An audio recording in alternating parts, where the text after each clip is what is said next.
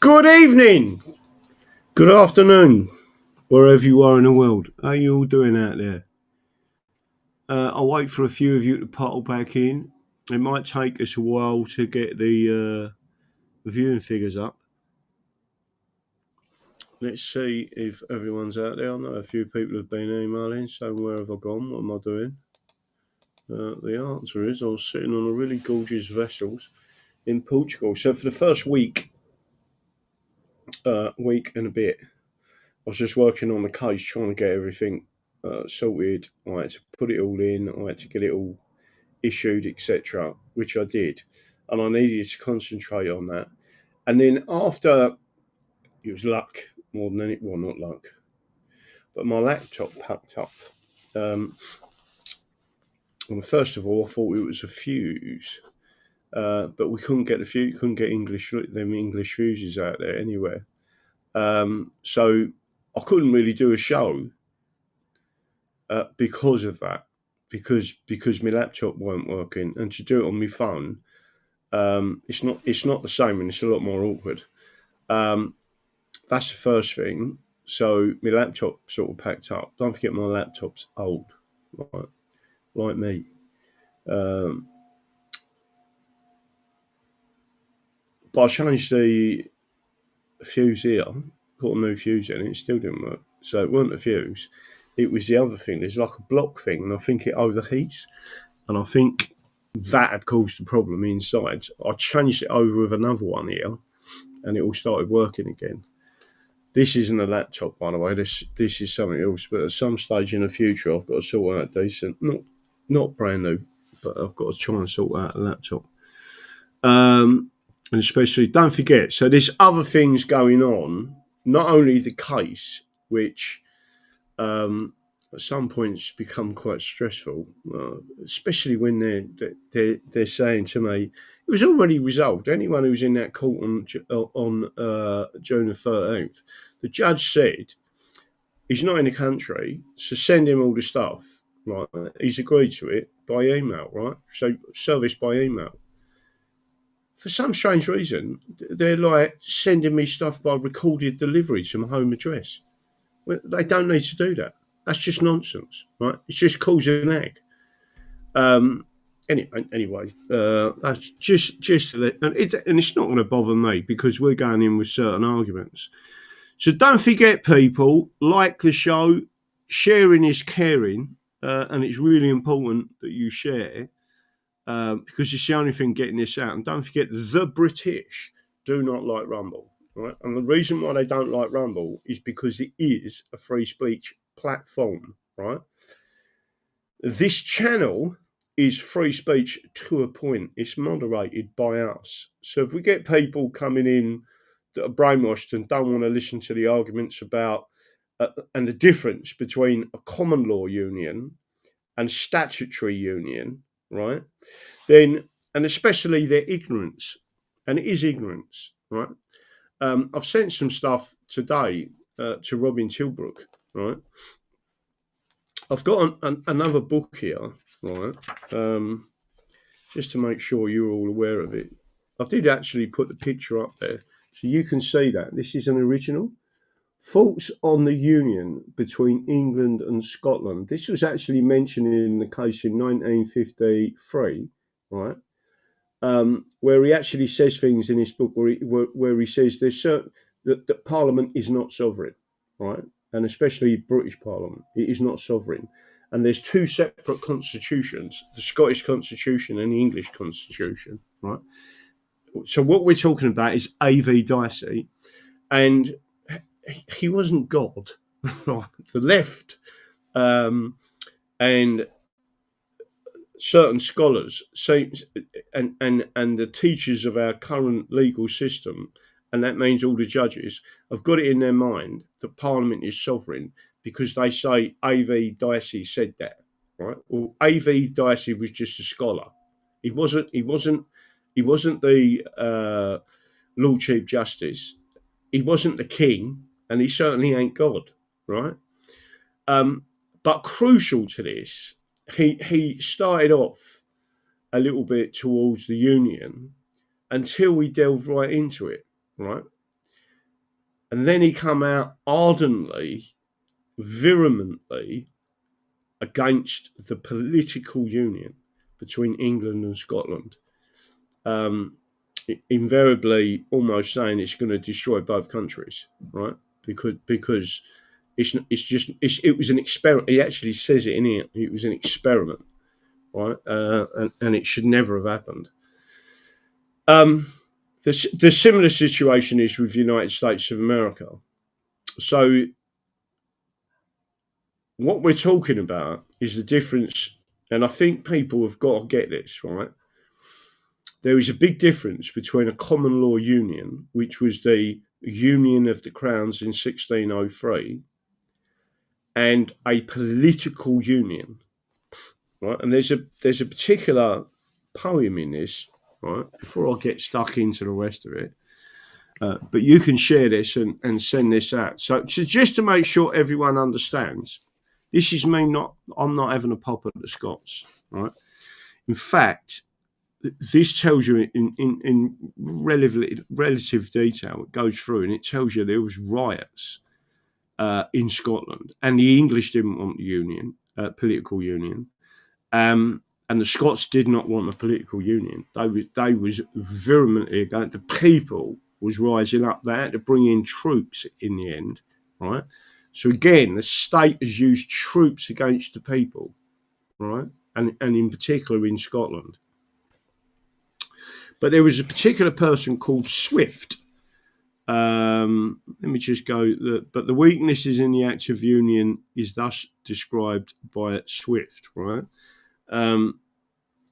There's a lot to this, but it appears to be a poem, right? The Queen has lately lost a part of her entirely English heart, for want of which, by way of botch, she pieced it up again with the Scotch.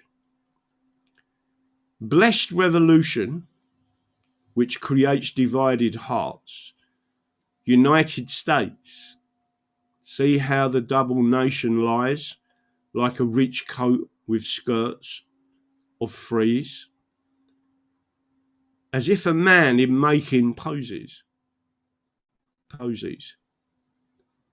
should bundle thistles up with roses.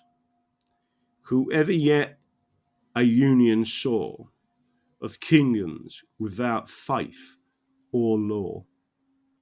That's exactly what's happening, right? Henceforward, let no statesman dare a kingdom to ship compare, lest he should call our common will a vessel. Listen to this, because I'm going to explain it. A vessel with a double keel, which just like ours knew rigid and manned, and got about a league from land. By change of wind to leeward side, the pilot knew not how to guide. So tossing faction will overwhelm our crazy double-bottomed realm. Right? Now, for you, I don't know what the word is to describe this, right? But I think it's really strange that I've been looking at boats, right? And I've been on these vessels and I've been round catamarans, right? Which are double-hulled vessels or double-keeled vessels, right? Now, if you speak to any sailor, they'll tell you they're lovely. They cost a lot more money. They're certainly more expensive to run. Their moorings are more expensive. You get charged for two hulls instead of one. They take up more space. But living accommodation on a catamaran, which has got two hulls, is greater. They're more comfortable if you're sitting out in a bay. Right? The gentle swell, you'd hardly notice it on a catamaran. Right? It's almost like sitting on a floating house. Right?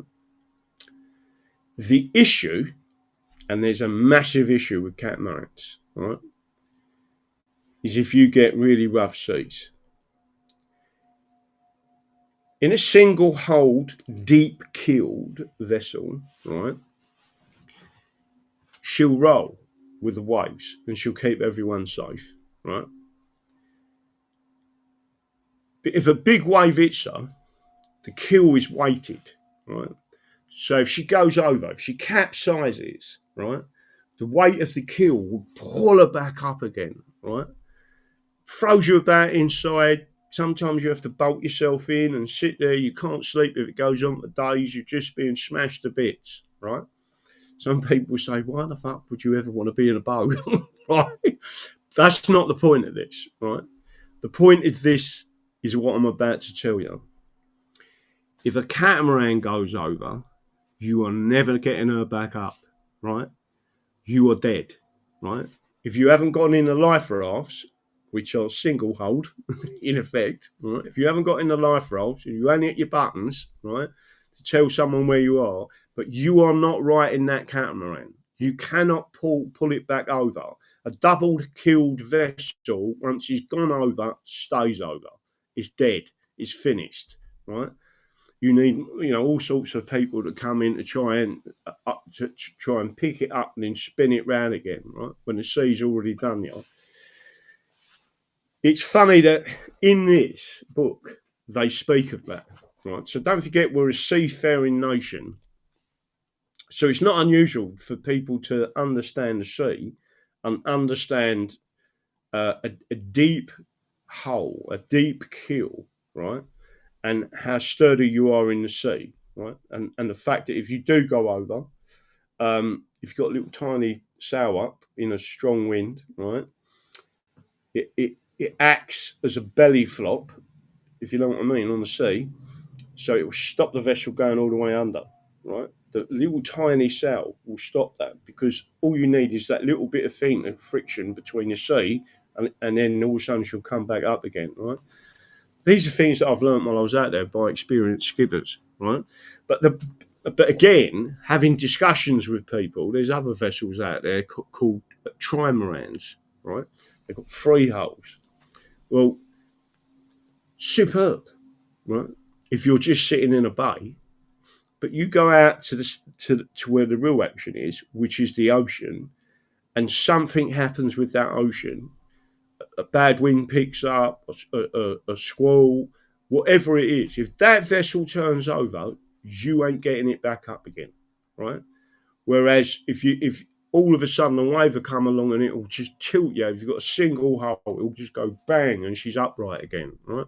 And then you pump out the water and you just keep going, right? Do you sort of understand what I'm saying? The reason I'm trying to say this to you is because it's actually, there's a poem about it, and they use that as a way of describing the political union as a double-hulled vessel, right? And in stormy waters, you're fucked, basically. I mean, obviously, they didn't say that's my language, right? But single hulls, if something happens to one, the other one keeps going, right? And that is the way. So you all understand that.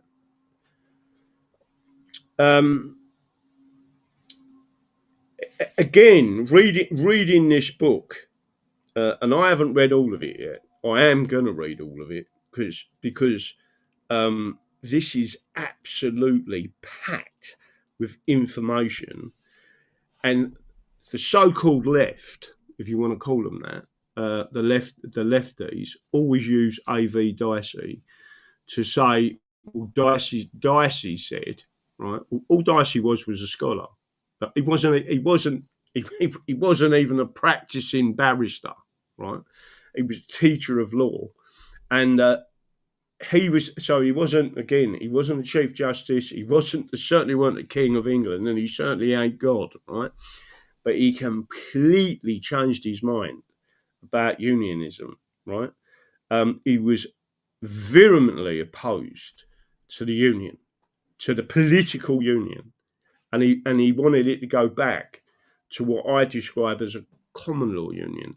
And he describes it. He doesn't use them words, but he says the same thing, right, as what I'm saying.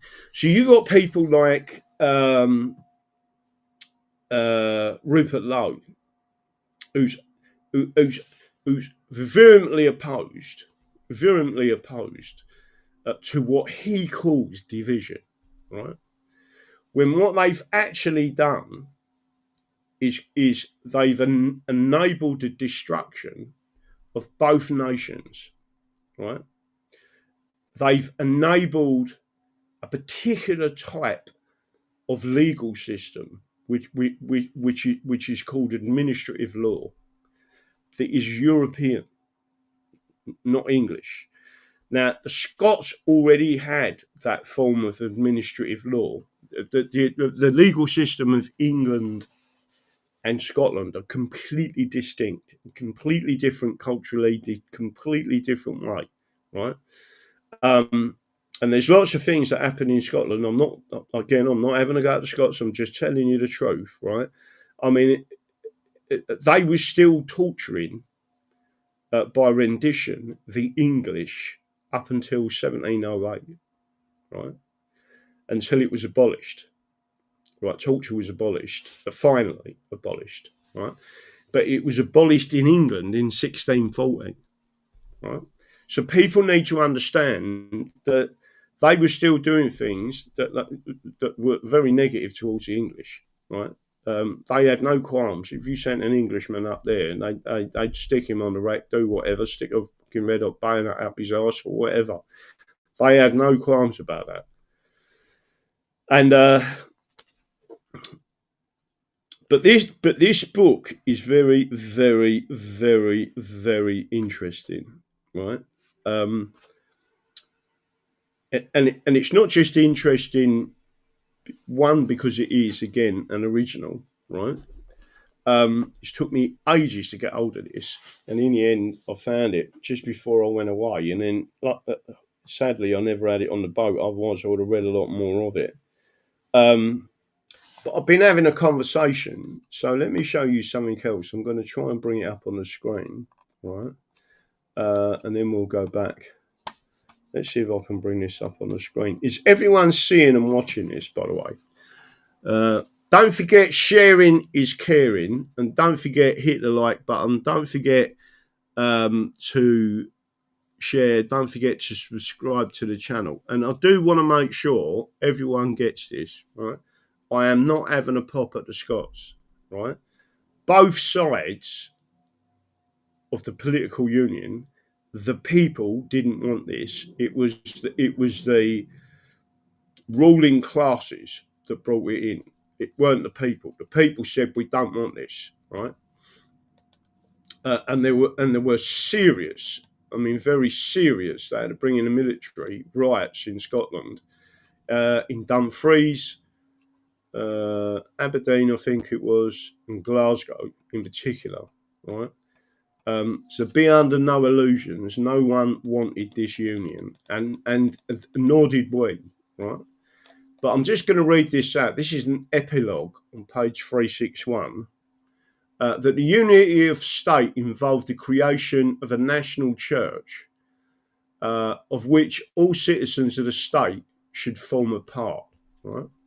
Cromwell had probably more or less perceived that such civil unity was not necessarily bound up with ecclesiastical unity, but whether he had in this respect entirely reached the enlightened views of a writer like Andrew Marvell, or of the Whigs who carried the Acts of Union, may be doubtful. The Whigs, at least, had in 1703 perceived that perhaps they did not go further, but the existence of a Presbyterian church in Scotland and of an Episcopalian church in England, excuse my pronunciation, was not really inconsistent with all the Protestants of Great Britain becoming loyal to the Crown and to the Constitution of Great Britain, right? So, by the way, he goes through this book and he tells you there's no one constitution.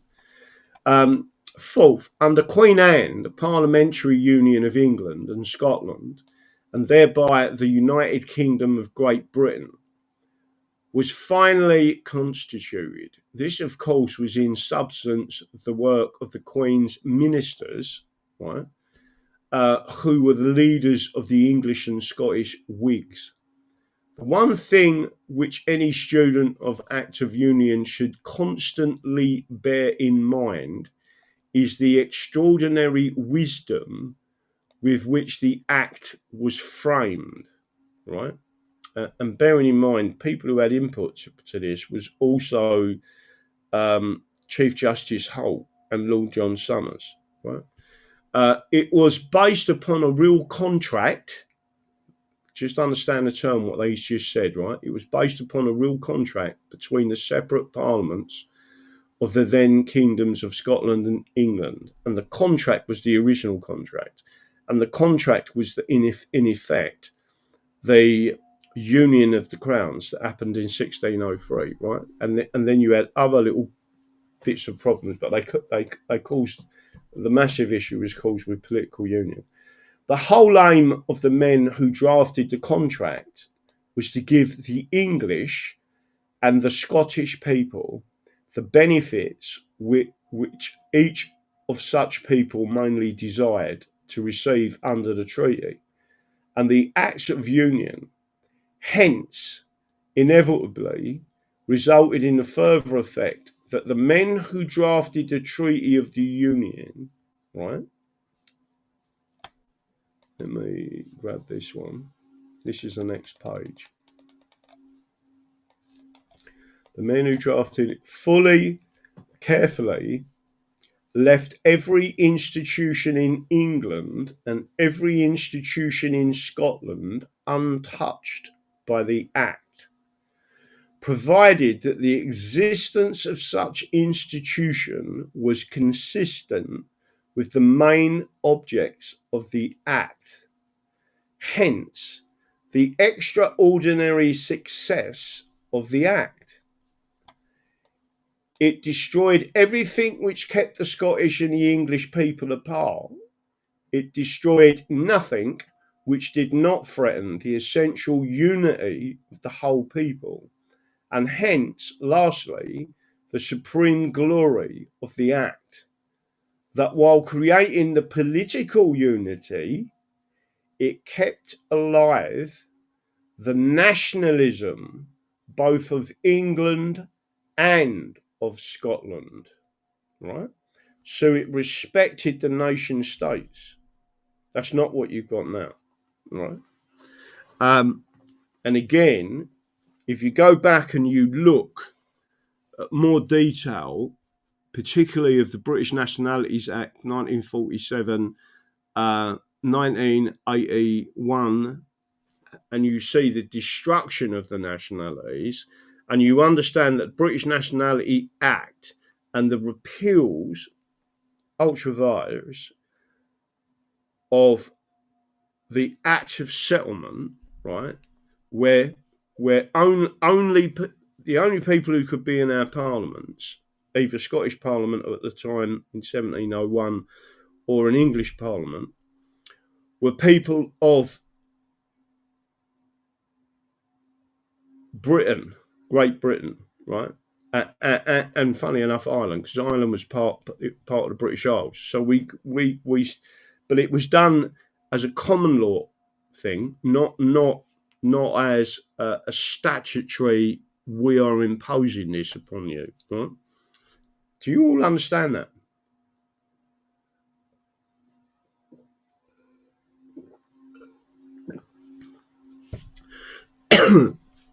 I just want to make sure everyone is getting this, because this book, one of the things that people need to understand is that A.V.Dicey is revered by the lefties, right?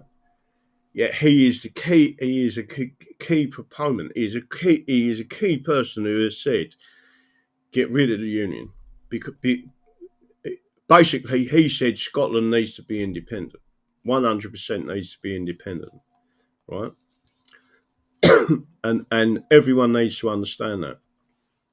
And if you go back to this other case, let's see if I can take this off the wall. Let me go back and see if I can find this other case. Let me see. It might be easier if I put it back on this screen. So don't forget, people. Just to let you know, if you're wondering where I've been, so I've been on the boat, but for the first week I was just working on the case, getting all the stuff together and putting it forward, right? They were playing up in certain ways. And then the fuse went in my laptop. You can't get them fuses out in Portugal, right? In other words, an English 3-amp fuse, right? Particularly they're ceramic fuses and the size of them, etc. And you couldn't get them. I couldn't get fuse wire, but I couldn't get the laptop to work again, so I couldn't do a show, right? I could do it on my phone, but it wouldn't have been the same. So I decided to switch off for a few days until I got back. And I got back this morning, about 10 o'clock this morning I got back. So then got back here and I've got straight back in it. And don't forget, this Friday and this Saturday, I'm going to be in Norfolk because there's a seminar there. So if anyone wants to come along to that, someone send me the link to it so I can bring it up on the show, because I need to make sure people are aware that I'm going to be there and we're going to be doing a proper seminar talking about the English Constitution. And I want everyone to understand this, right? I am not having a pop at the Scots. I'm not having a pop at the Welsh or the Irish or the Cornish. What I'm saying is self-determination is the number one key to this, right? The most intelligent American in the world has got 220 IQ, right? And when asked the question, what solves everyone's problems? And what did he say? Self-determination, independence. That's the key to solving these problems, right? And that guy don't work. He's not running some multi-million pound business, right? He's a farmer in America. He's got an IQ of 220, right? And he said from everything he's read and he understands, and pure logic is self-determination. Because if you don't like X, you just pick yourself up and go to there. And if you don't like it there, you can go there. But if you've got separate nations, not guided one big, you've got to get away from central control. Right, so just to make sure, I'll put this up there. So I'm going to try and see if I can find this for you. I have brought it up before. I'm sure it's on the Daddy Dragon one. In fact, it is on the Daddy Dragon one. Right, so let me see if I can bring this up.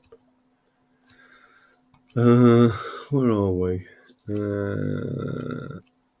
Post England unwritten laws bound by oath. England expression Cato can speak conspiracy. Where's it gone?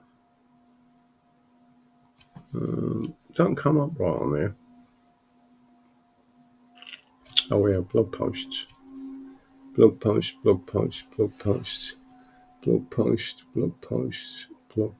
Fabian Society exposed. Real socialism. Fourth Constitution. Petition Parliament. Applies to the Daily Telegraph. There it is. All right. So what I'm going to do is bring this up on the screen for you.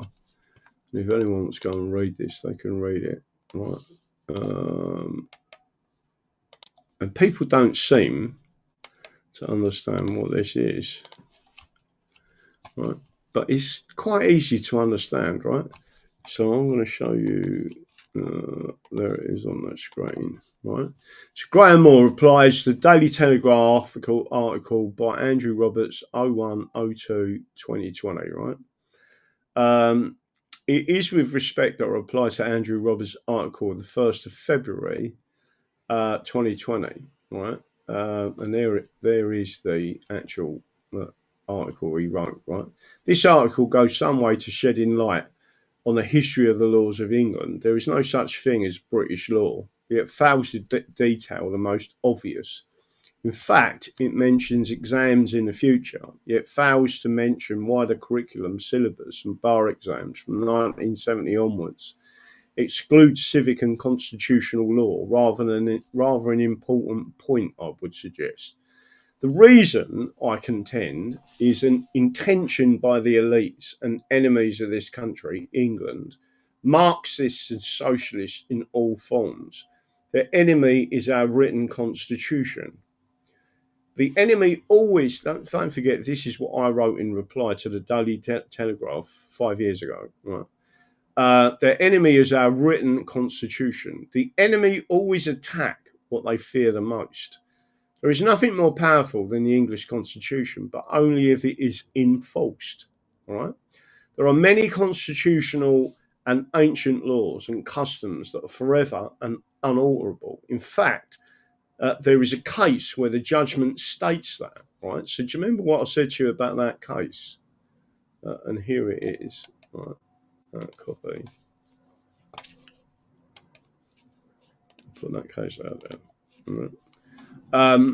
Further, the treaty and the associated legislation by which the Parliament of Great Britain was brought into being as the successor of the separate parliaments of Scotland and England contains some clauses which expressly reserve to the Parliament of Great Britain powers of subsequent modification, and other clauses which either contain no such power or emphatically exclude subsequent alteration by declaration that the provision shall be fundamental and unalterable in all time coming, or declarations of like effect.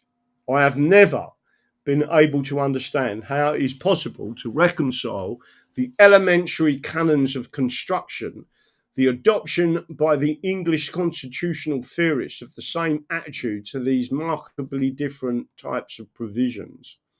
The Lord Advocate conceded, this is in Scotland, this point by admitting that the Parliament of Great Britain could not repeal or alter such fundamental and essential conditions.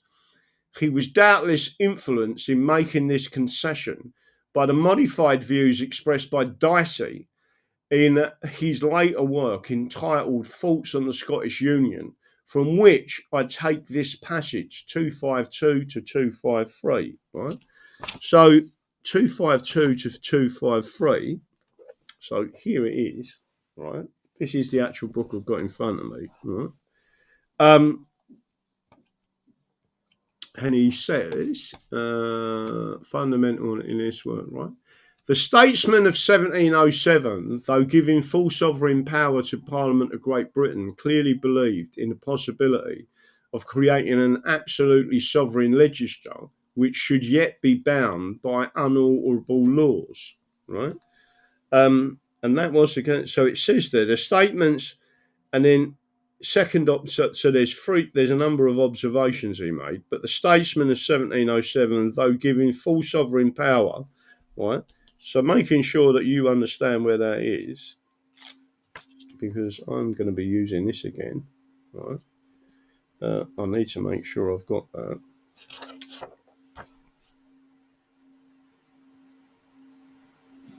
I'll just star it to make sure I know where it is, but it's there, and it says, and I have not found in the union legislation, I've got to make sure I get this right, because I'm going to read it from the book rather than just from the elements that I need. He goes right into it.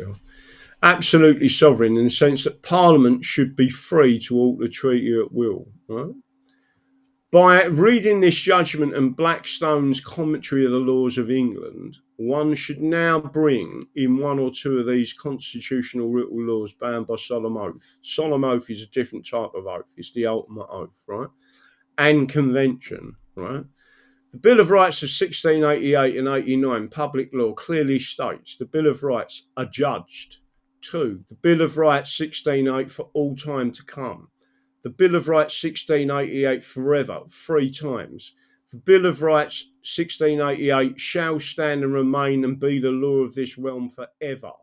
And by no means least, supremacy. The Bill of Rights 1688, and I do declare that no foreign prince, person, prelate, state or pontificate hath or ought to have any jurisdiction, power, superiority, preeminence, or authority ecclesiastical or spiritual within this realm, so help me God, right?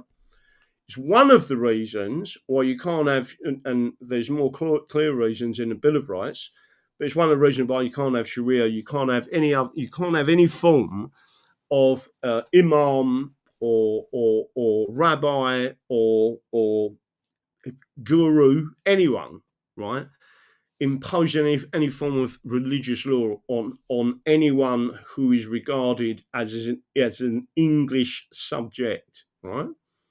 So, moving the bill 16 authority, private law, the most powerful authority, the Convention of the People 1688 and its outcome.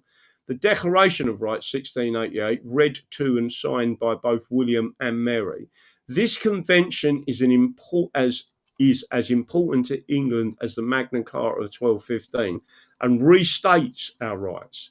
It is the detail and record of this convention that truly holds the keys to liberty and freedom of the people, including the right to keep and bear arms in self-defense, a right which was subsequently passed and included in our American brothers and sisters Constitution. It came from England. The Coronation Oath Act of 1688, sworn by Her Majesty the Queen on June 2nd, 1953, and the substance of that oath being declared still valid on July 20th, 1988 by Her Majesty to both Houses of Parliament in the Declaration, restated and confirmed by Betty Boothroyd, Speaker of the House of Commons in Parliament, as advice to the courts in 1993. The Crown and Parliament Act 1688, the Acts of Settlement 1701, and of course the Acts of Union of 1706, 1707 did not diminish these ancient laws and customs. In fact, it enshrined it for all time to come. So then we come to Dicey. What did he say with reference to our Constitution? All the conventions of the Constitution, said Dicey, were intended to secure the ultimate supremacy of the electorate as a true political sovereign of the state. I just want to repeat that, right? Dicey said, were intended to secure the ultimate supremacy of the electorate as the true political sovereign of the state. Right? That's what Dicey said. Constitutional maxims are subordinate and subservient to the fundamental principle of popular sovereignty. Right? So when you get people in, for example, Runcorn and Helsby, a returning officer and his merry team who decide to implement ad hoc alternative vote by stealing our votes from the people and putting them onto their own candidate, potentially, right? Which we ain't got to, but we're going to get to.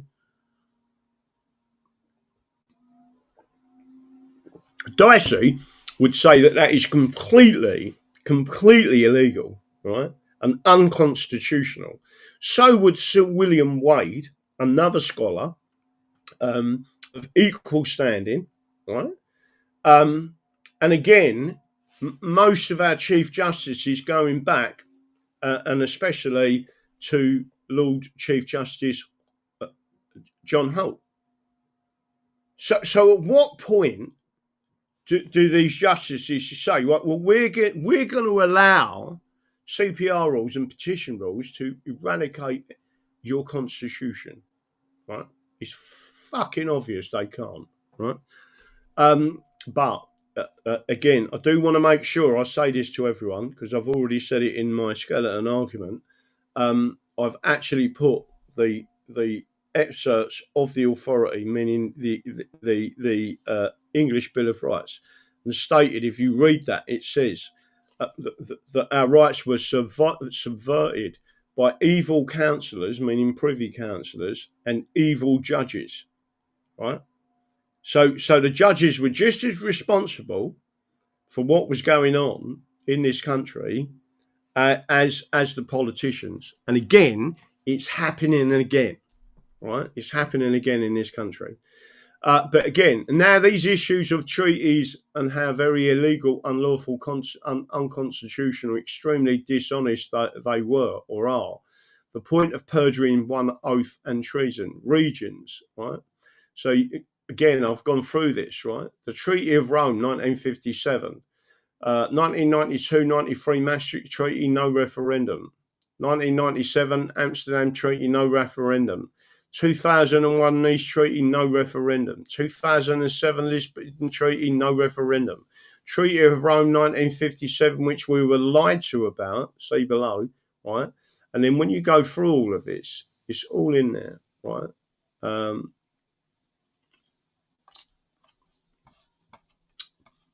Does everyone get what I'm saying there? Let me stop the share.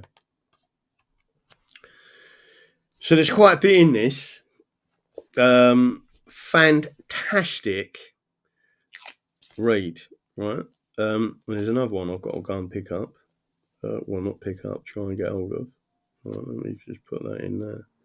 But the reason why I like the originals is because there's nothing flashed over, and especially if they're still in good condition, you can read them. So this book is just over 100 years old. And by the way, the pencil mark that you see when I originally showed you some of that information, there's a pencil mark. That pencil mark is over 100 years old. So there was someone 100 years ago studying law going, "Ooh, look at that," right? But he didn't have a platform to go, "Ooh, look at that," right? I just think it's funny, some of these things, right? So as long as you're getting hold of this stuff, all I'm doing by showing you this and showing you the real law books and showing you what it actually says is giving. My role is to empower you, right? It isn't to act for you, right? I'm not, so I want to emphasize this to everyone. I am not a solicitor and I don't want to be one. I am not a barrister and I don't want to be one, right? My job is to empower you with the knowledge of the Constitution, that you claim your own rights, that you start telling people we have a constitution. In England, we have a constitution. In Scotland, we have a constitution. In Wales, we have a constitution. And by the way, Cornwall has got a charter and a type of constitution. And just to make sure everyone's aware of this, I had a really good conversation with Colin and Jane in reference to a charter. I think it was in 1247, right? So to these people out there, everyone should understand this, right? The City of London wanted to move Bill and Gates fish market, I think it is, right? Because there's a fish and a meat market. I'll get confused between the two, right? And they wanted to move it to Romford. To Dagenham, right? And so Romford Council, this is only recently, right? Romford Council then pops up and says you can't do that. And they said, why not? This is the remembrancer of the City of London, which came about in the late 1500s, right? And so Romford said, because we've got a charter of 1247, and in that charter of 1247, our Romford market is protected to a radius of whatever a drover of sheep can move his sheep in a day, and they worked that out to be 6.7 miles, right? This is still law. This is still law, right? So Romford, Havering and Summit Council, right, basically stopped the City of London moving too close to Romford to protect their own industry, right, and work and market. And that just shows you that charters. So just to make sure you are aware, so I'm gonna express this again because too many people get this wrong, right? A charter is the prerequisite, not a prerequisite. That's the wrong word. A charter was previous to statutes, right? But they're the same thing, right? Why do I say that? Because a charter was created by king in council because there was no parliament. The expansion of the franchise of us making laws, and again, then it wasn't us, the working class, right? We weren't nowhere. in this making laws lock, right? But we did have rights, and we was protected, and we was happy with that, right? We was basically happy to say, listen, we're not interested in running the country as long as you don't abuse us, right? And if you do abuse us, we want equal access to justice. And it doesn't matter who you are, whether you be the king, whether you be this, whether you be that, whether you be a duke or whatever. If you've done something against one of us, you become as equal as us under the law, right? And people accepted that, right? So I just want people to know that. So charters were prior to the first Statute of Westminster, which created Westminster, right? Which was an English Parliament, not as it is today, right? And then after that, that's when it came out. So once people understand what's actually going on, so again, in effect, the people of Romford stood up and said, "Oi, City of London," and they was like, "Yeah." They said, "You can't do that. We've got an ancient charter, and the ancient charter says this," and they couldn't go against it. And they tried to put in a private members bill by the remembrancer, right? I'm not sure if it's gone through or not, but they had to make sure that they didn't infringe on the 6.7 mile radius, right? And if they had done it, it would have been struck down by the courts for ancient usage rights, right? So just to make sure everyone understands that. So a charter is in effect a statute, right? It's law, it's written law, right? It's signed off by the king and council. The only reason it's called a charter, right, a charter, right, and it is an incorporate. It's called incorporating, right? The reason that is law is because king in council, so with the privy councillors, right, the barons, whatever you want to describe them as, they've made that law, and it was sealed by the king, and then you have law, right, and then you have something above that, which is the common law, right, because anything can be adjudicated, by the way, either way, by a judge. So a judge can strike down customs, right? If he thinks that, or she thinks that the custom is no longer serving the purpose it originally sought to serve, or it was having a detrimental effect, they can strike it down. Right, so that's why the common law is more powerful.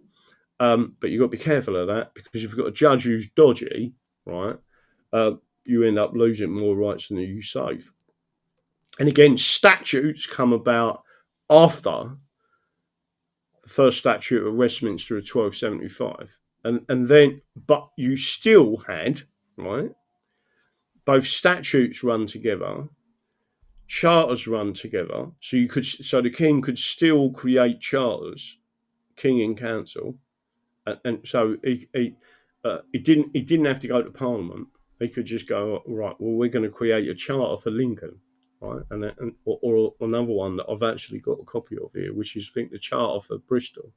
But more and more people need to start looking at their original charters, because they, going back to someone else who's been putting this stuff out as well,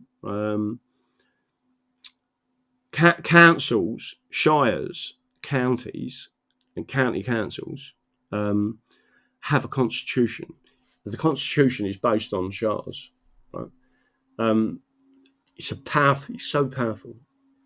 Let me put it this way: if Havering, I forget what the other name for it is. There's two parts of the name, but Havering Council could stop the City of London like that, right? That shows how powerful it is, right? And there is something else I'm going to show you. I need to bring that up on the screen. Is everyone seeing and hearing this all right?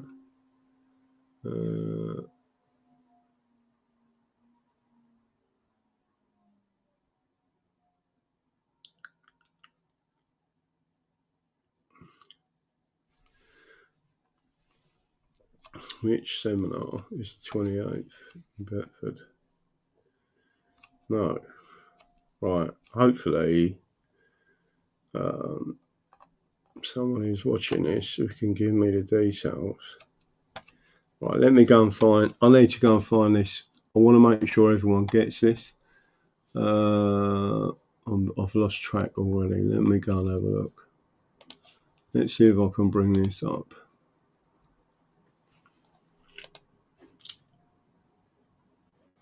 I don't want a dashboard one.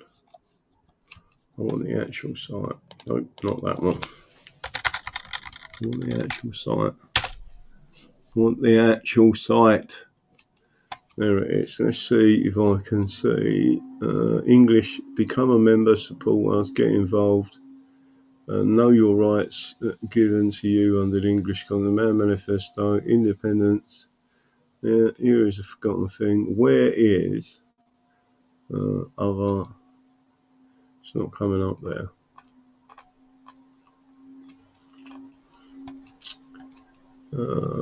News and events.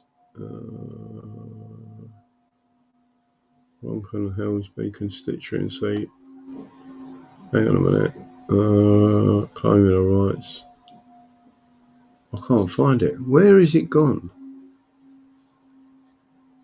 Well, it used to be on there. Where's it gone? Let me try to see if I can find this. .co.uk. Let's see if I can find that. No. Let's see if I can find it on the Constitution Society. They need to be on there. Let's see if I can find that.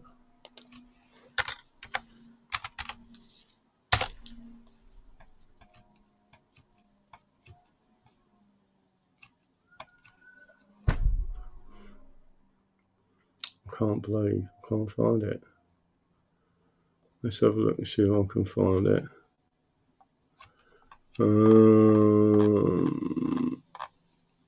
Community, counties, Roncan, about more up and coming events, join our courses, resources, blog.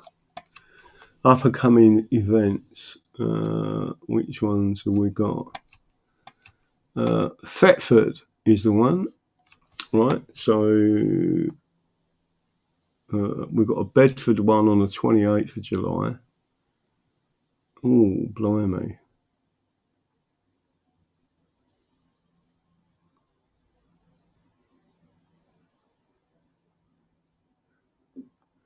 I'm going to be knackered then, aren't I? Because the next day I'm moving. August the 20th, Rise Above Life. There's a number of them up there. Right, so this one is... So it's on the screens. Let's have a look and see what... This one is Thetford. I've got to keep an eye on these because... what I don't want to... Because I'm moving as well, right? So this is going to be stressful. Thetford Truth and Freedom Festival, Friday, July the 18th, 2025 at 11 a.m. Right. Location, the Angel Inn, Larlin, Norfolk. Everyone got that? It's on the screen. There it is. I'm going to put it on there. And I'll put it out to everyone. Right. Get your tickets. There it is. The Thetford Truth and Freedom Festival. Friday the 18th, Saturday the 19th, and then I'm coming home. So I'm going up there on the Thursday, staying there the Thursday night, so I'm ready for the Friday. So, yeah, this Thursday I'm going up there. Right. Friday, Saturday entrance via the Fatsoma app, live music, 20 plus real ales, street food and stalls, camp pitches, guest speakers, families welcome, right? There it is there, right? So if anyone wants to see that, I don't know if I can bring that up. I don't think I can bring that any bigger on the screen. There it is, right?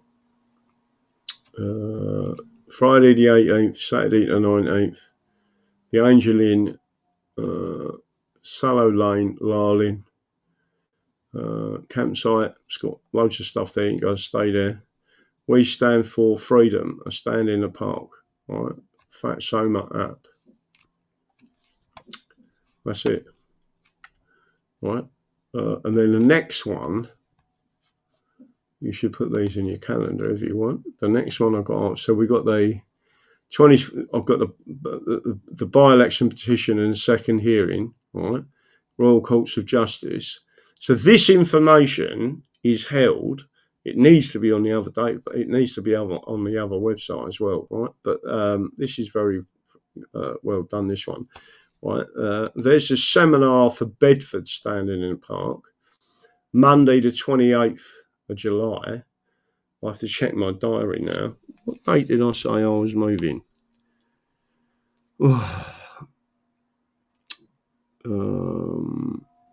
Let's have a quick look.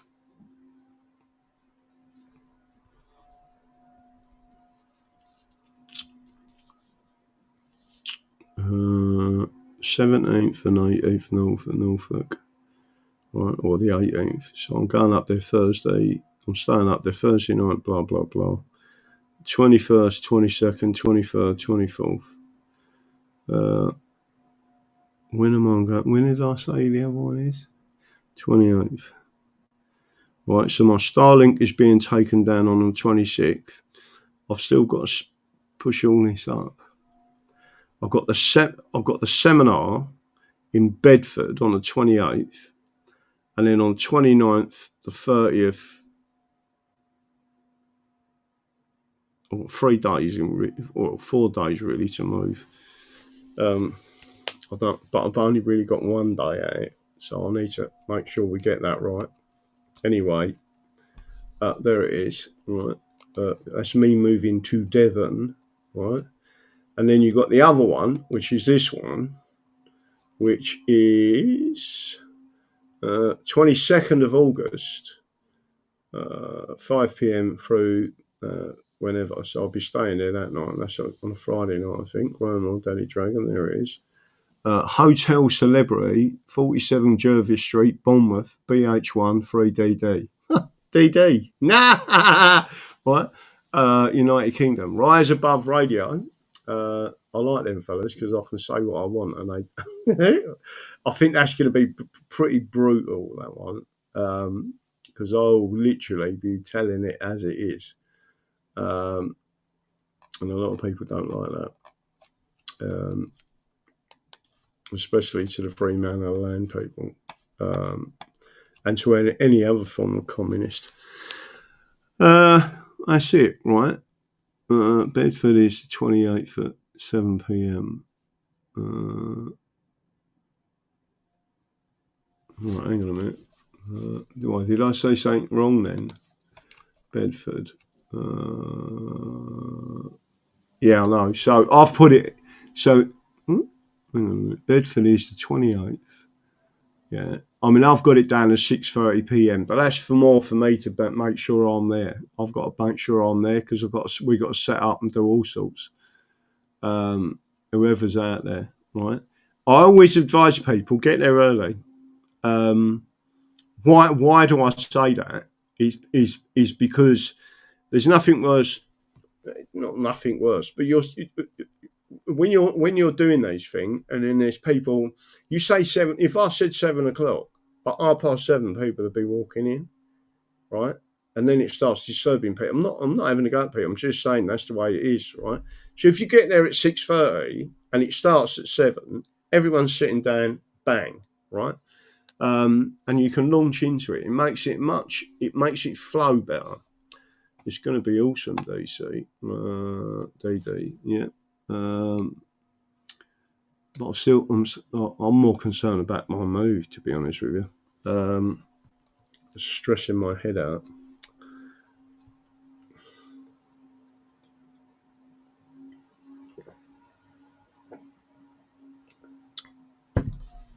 But I'm looking forward to being in Devon. I like Devon. There's 2 places that I really like. Actually, there's a few places. I've got to be honest with you. I like the whole of England. real England, that is.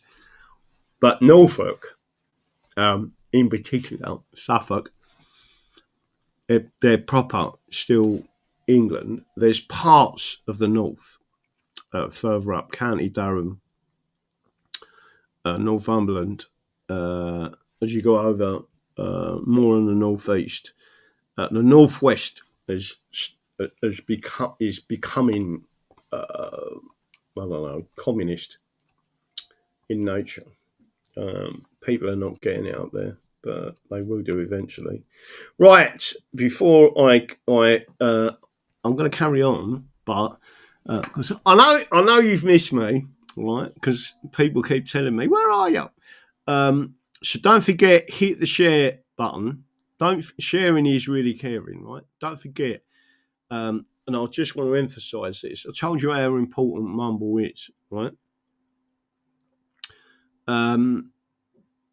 Rumble has been banned in Brazil, banned in a number of European socialist countries, right?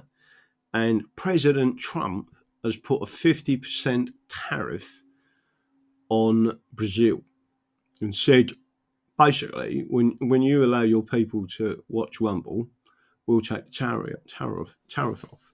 Right? If you want to restrict American companies, technical companies, promotion of free speech in your country, expect us to hit you with a tariff. And they've hit Brazil. Did you all know that? They've hit Brazil with a 50% tariff. So all I'm saying to you is I'll keep telling people, come over to Rumble, because eventually YouTube's going to be gone. It's so corrupt. It is an intelligence asset. It is manipulated to that level, right? I don't trust Twitter. They've already banned me last year, right? And I didn't say anything. All I ever do is tell the truth about the Constitution. Hey, good to see you back in the air, DD. Yes, I am literally back in the air. So again, sharing, subscribe, and hit the like button. It's really important to hit the like button. I can't remember how many people we've got up there at the moment, but if you're sharing this on all platforms, 344 total viewers at the moment, right? Hit the like button. Let's see if we've gone over 100. Yes, we have, right? Which is fantastic. You're the ones getting this message out, not me. But the more, so there's a number of things I'm going to talk about. One of them is Rupert Lowe. Rupert Lowe, in my opinion, may be a very wealthy man, may be a farmer, may be all these things. He says a lot of things I do like. In fact, the majority of what he says I like, right? He is grossly wrong and is assisting in the destruction of England by wanting to push forward and keep a statutory union. It is, and again, I mean, this is never going to get to him because he'll never listen to me. It's misinstruction from the British statists, right, that he has the opinion that he has on the political union. Like, I went through that book, well, not all of it, but some of it. I'm going to enjoy actually trying to get to read that in full, right? But the more people understand the common law union was fine, right? Because you're allowing the individual states, and then it's about negotiation, right? You're not going to go to war with unless you've got people inside Scotland that are out and out communists and pick up arms and want to have a tear up with England. Not being funny there. They're more likely to lose on size of population, if nothing else. I'm not disrespecting the Scots. I'm just telling you that. But I know that the average Scot that I know, right, but we ain't got a problem with England and Scotland and English and Scottish people, right? The issue is the ruling classes imposing something on us that no one wanted, and I will give it to the Scots on this. Right, they rioted in Dumfries, I'm sure it's Dundee. It was either Aberdeen or Dundee and Glasgow, but they had to call in the military to quell the rioting. That's how badly they said, "Fuck off, we don't want to do it." Right? And again, it didn't do either nation. A statutory union. So there was nothing wrong with the treaty that was created. The treaty was fine. It was when they brought the treaty into statutory form with the Acts of Union, right? Now, I'm not suggesting that you can't save the principle, but the framers didn't intend for it to happen like was. It's because it's been corrupted by communists, right? So I'm not suggesting you couldn't change that, but you would need, again, so this is another message for Rupert Lowe, but it's never going to get to him. He's never going to listen to me. He ain't going to work. He's not going to listen to a working class man. He's not fucking interested, right? Even though he's seen the power of football and working class people turning up to watch a game, he was fine taking the money off of people and earning money out of the team and the sponsorships and whatever else. But there are other things with Rupert Lowe in relation to that. He keeps talking about the Great Repeal Act, right? I want to make sure everyone understands what I'm saying. The Great Repeal Act is a complete and utter load of bollocks, right? Right? That's the technical term I'm using from a working class man, right? I understand the law enough to know that the difference between repeal and void, right? They've done the same bullshit with the European Union. We'll repeal the European Communities Act of 1972. Fuck off, right?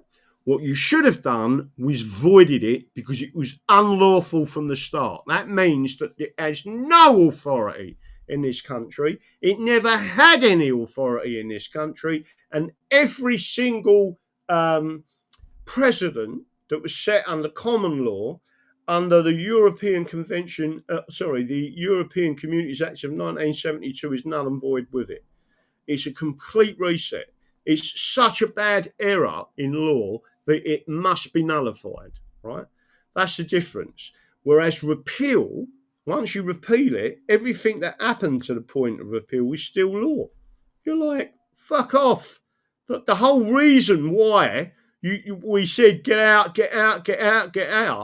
was because we knew it was so bad, and even Rupert Lowe knows it was unconstitutional. It went against the supremacy clause of the English Bill of Rights. So I don't understand how he can say, repeal act, right? And it's because he's talking to British barristers, British solicitors. I am not a solicitor. I am not a barrister. I do not give general advice on all sorts of things coming out from people, and especially when people start talking about all these different things going on. So listen, just go back to the basics, right? And if you go back to the basics, which is what I'm trying to do, is empower people to do that, right? There's one simple way of bringing down the whole judicial system. You know what it is, don't you? Anyone who gets arrested for anything, plead not guilty. Don't matter what anyone says to you, and if it's an indictable offence, so I'm going for a jury. See what happens. The whole system, they're already trying to remove, because more and more people are saying, not guilty, I want a jury. Not guilty, I want a jury. Not guilty, I want a jury, right? What do they say? Oh, well, we just remove juries, right? This is a communist takeover of this nation, right? Now, the next thing I do want to talk about briefly. So Rupert Lowe, just to make sure you're aware, is it called Restore Britain or whatever it is? I've joined that. I have, the more of us that do join it, right, the more of a voice the English will have. And we've got to try and explain to Rupert Lowe, people need to be emailing Rupert Lowe and saying, you need to speak to Graham Moore. He's not, just listen to him. If you listen to him, shut up and listen, because I've seen him talk over people, right? He just keeps talking. That's my opinion, and that's it. It's not changing. Well, if you've been educated in such a way that you are currently a statist, which basically means a fucking communist, right? Even if he's a businessman, right? He's the one who's earned all his money. He's even said it, by the way. He said it on a video, right? I can just pick up and go. Yeah, because you've earned your fucking money from the union, right? You've robbed the fucking working class, in effect, and dumped us with a pile of shit. We ain't got nothing. And the most dangerous people in the world the most dangerous man in the world is a man with nothing, right? Because he's got nothing to lose by fighting, right? That's when it becomes the most dangerous. And people need to understand that in a very special way. You need to understand. That's when we become the most dangerous. Because when you take everything off us, we've got no dignity, we've got no nothing, you're raping our fucking kids all over the country. Something is so seriously wrong with this country, it has to be put right. And the only way you're going to do it is not a great repeal act, but a great abolish act, right? When you say we are abolishing these laws, you make it plain that they are being abolished, right?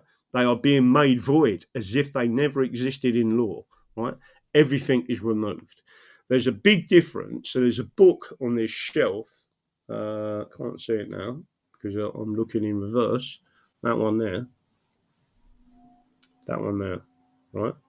The one I'm pointing out with my pen, which is about judicial review. And in there, I believe it's Lord Reed that gives a big thing. He does a big thing and talks about it and says, no, there's a massive difference between voiding something and repealing it. And when you void something, everything it was like it's never existed. Yeah, so you can void the acts of union. That's the easiest way of solving all of the problems in one foul sweep is to void the acts of union, right?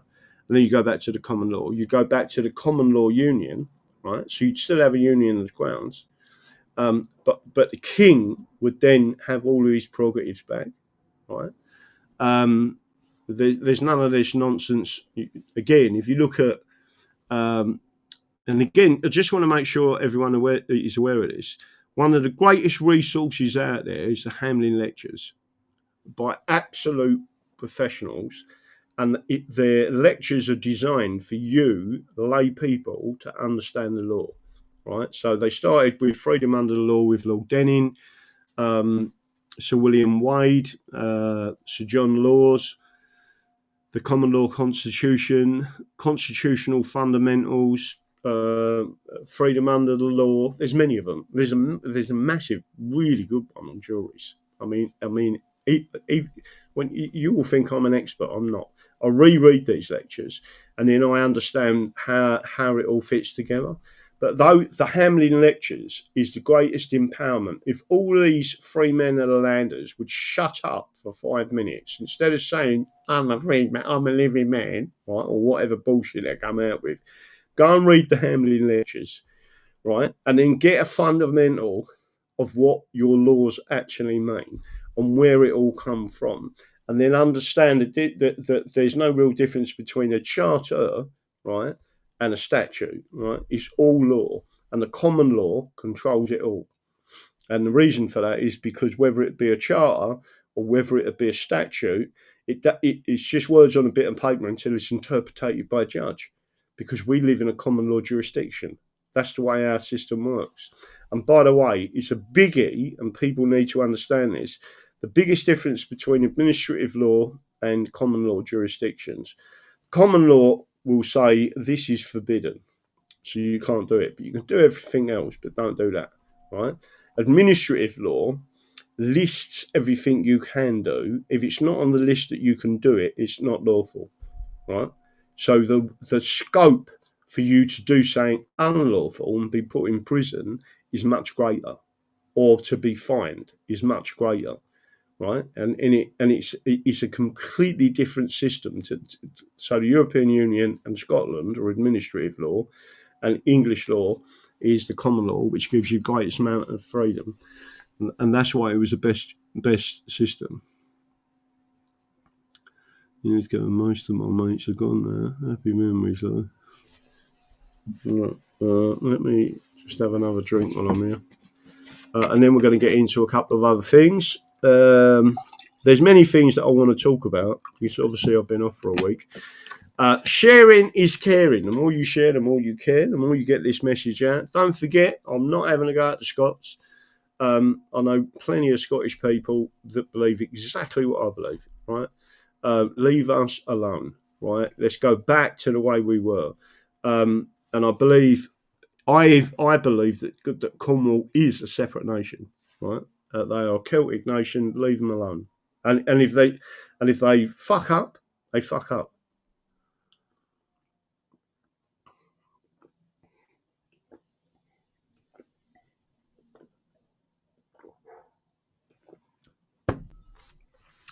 What was the other thing I wanted to say to you?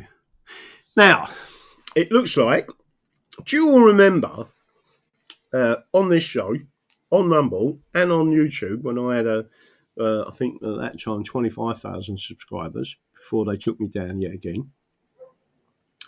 And I was saying that the boat people coming across thingies on the channel is a distraction. It's the ones coming through the airports you want to look at, right? And it was during lockdowns that we couldn't see what was going on, and they was bringing all these people in through the airports, right? And that turns out that they've done some sort of deal, and they've transferred thousands of Afghans into this country that are all getting benefits, that are all being housed. And again, none of them are working, right? It's all bullshit to say that they're whatever they're doing. And the people who suffer through that, because the highest rate of rapes anywhere in the country, the perpetrators are Afghani, right? At the highest level. And it comes down, I think it's Eritrea and various different people. That's not protecting the people. In fact, they're importing wholesale groups of people that are a completely different culture to us entirely, right? And that culture has beat the Russians as a massive army, and the Americans and the West as a massive army, and now they've imported them into this country en masse. So the people that the British Army were fighting, so the people that was literally cutting the bollocks off our soldiers and sticking them in fucking trees and all sorts of stuff, like really barbaric slaughter, to our soldiers, them people that our soldiers was fighting against in Helmand Province and other places, like real soldiers, paratroopers, SAS, proper fighting people. I'm not talking about these tarts sitting in fucking jet planes, right? Pretending they're some sort of fucking war, and you all know who I'm talking about, pretending they're some sort of fucking war heroes, right? When they're fucking bombing the wife and kids of them Afghans. And then what you do is you import them people directly into the country, bypass all defence systems, who just bring them in, right? Under lockdown, no one can see what's going on. We don't want anyone seeing these coachloads of people being shipped in, 35,000 of them, right? We're going to pay all these millions and millions, in fact, billions, to these people, right? And their families, yeah, the families are being shipped in a lot, right? That is exactly what's going on. So, again, I did speak about this, and I spoke about it on my shows. Everyone who knows was listening. There was a particular thing that I was talking about at the time on which was going live on Rumble, live on YouTube, and they actually took down my stream while it was live, right? Very, very, very dangerous people.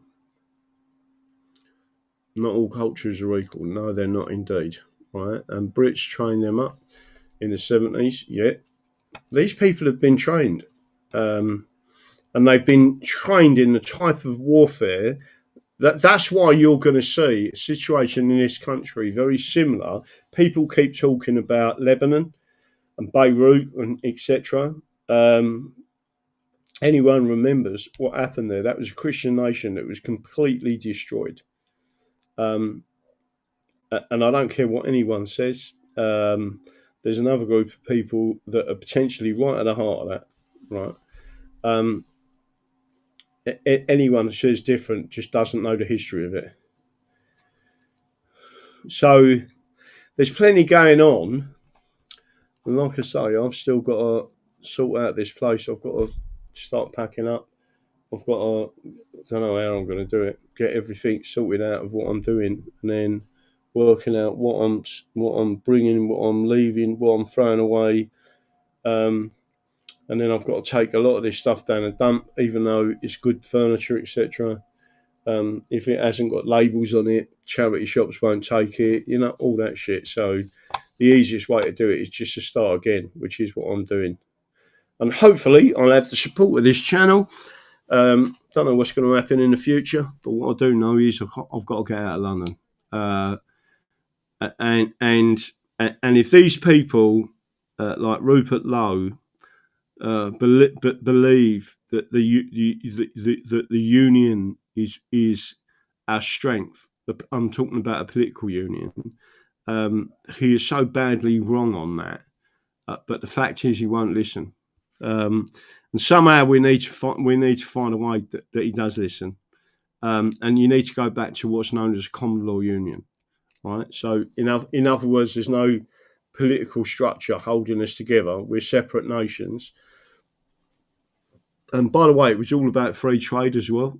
And it had dire consequences for England. But remember what I said to you before about what Trump's doing? And Trump is basically reenacting what Dicey said. Dicey said, get out of this, get out of it, go back to the Constitution and go back to independent states. England is being mentioned more and more now since 1977, where Blair did his call Britannia for his Roman New World Order empire. Yeah, no, England is being destroyed. And again, Rupert Lowe again is not he's not talking about the regionalisation of England, which is a construct of the European Union to destroy England.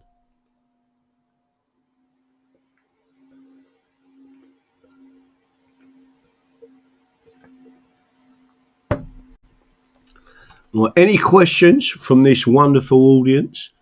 I want to see Tony Blair held accountable. Yeah, so do I. Hamlin lectures, yeah. Lowe is probably in competition for popularity with Clarkson, both attention seekers. I don't deny that. England is being mentioned more and more. I want to see Blair held accountable. Any other questions? Any other comments? New Age template, 35 more citizens to use surely for the national debt. Yeah, the wrong way in the national debt. They want civil war, DD. Yeah. Plus they're females. Let's have a look. Afghans. Yeah, the Afghans. And again, if you go and have a look at any of this stuff, there was something else. There was a couple of things I wanted to show you. What was the one that I wanted to show you that was really important? There was a video. There was a video of someone, and I can't think what it was. I should. There was a big list of things I wanted to write down and go through tonight. The civil war. They want a civil war. Plus their families. They want to kill us. Yeah, they do want to kill us. They want to kill us because we're Christian.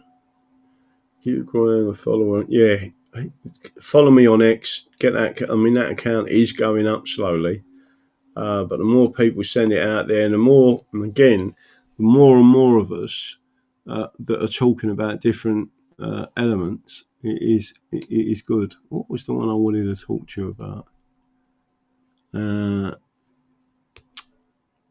There was a particular thing that was so important.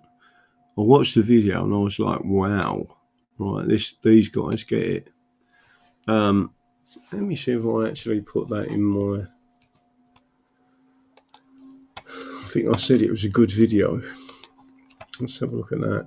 Import Manana crime, more rumble, 10 minutes. Oh, that's the whole world. Oops. Weeks. Let's have a look. Anything in there?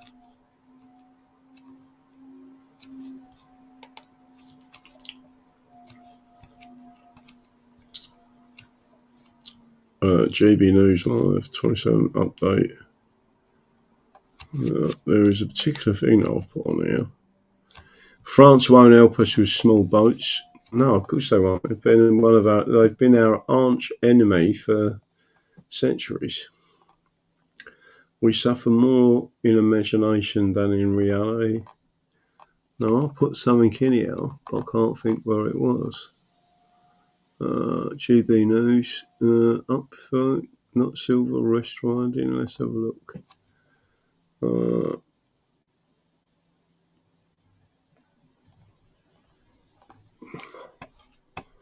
Well, I did not know that Crypto Rich is no. Bother to translate. Can't see where that is. Calling for. They have destroyed the other cities and towns. Now attacked on the latest city. Being conned. Where's Rome? Is British. Interesting read. Happy birthday, England. Happy green and pleasant land. Oh yeah, it was England's birthday. I put this in there somewhere. And I said you should watch it. It's a really good video. Interesting.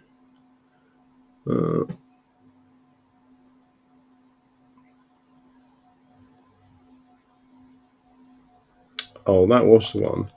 The state is the enemy. Interview with Rupert Lowe. Now he's telling you the state is the enemy. That is a good video. Let me see if I can get the link. But you need to get these people. For some reason, these people are not understanding. There's a simple way of dealing with it, right? But the way they're going, they could. Ooh.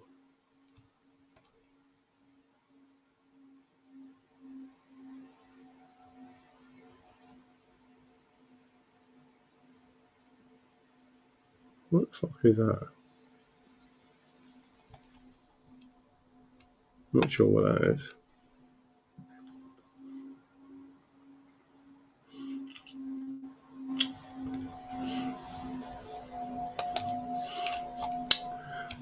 Get back to you earlier. What's this one? Wait, today, so get back to you. Got caught up with stuff. I'll bury it tomorrow. That's okay. Yeah, that's fine. What's this one? Very interesting. Vigilant Fox. Let's see if that's the one I'm looking at.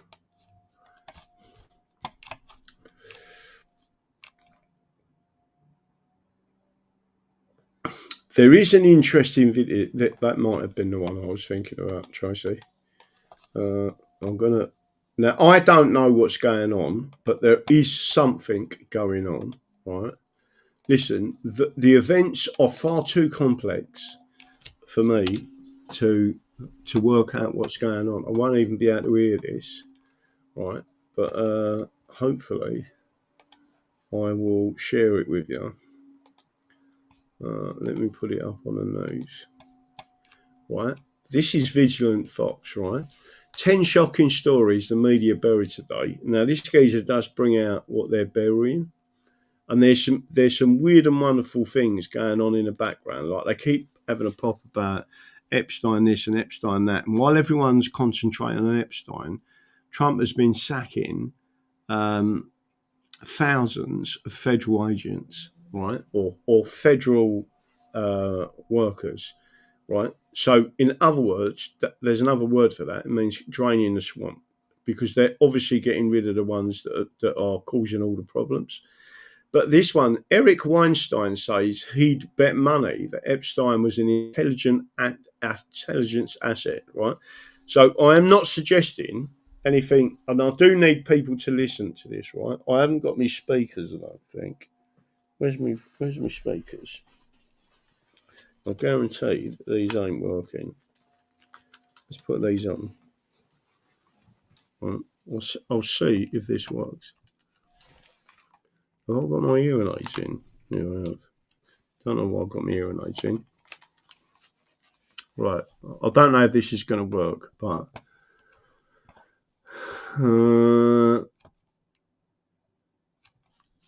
let me have a quick look. Jeffrey Epstein. Right, let's see if this works. I probably can't hear this. You'll have to tell me if you can hear this, right? Let me put this on there.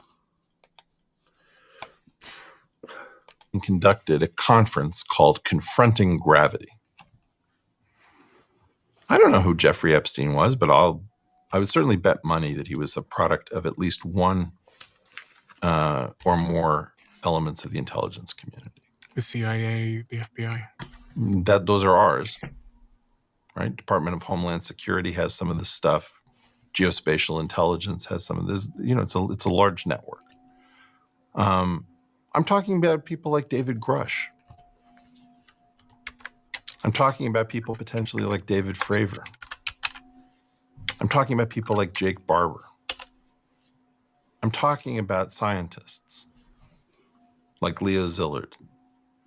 Imagine if Leo Szilard didn't know that the Manhattan Project was going on, or Jack Raper, a journalist who broke a story.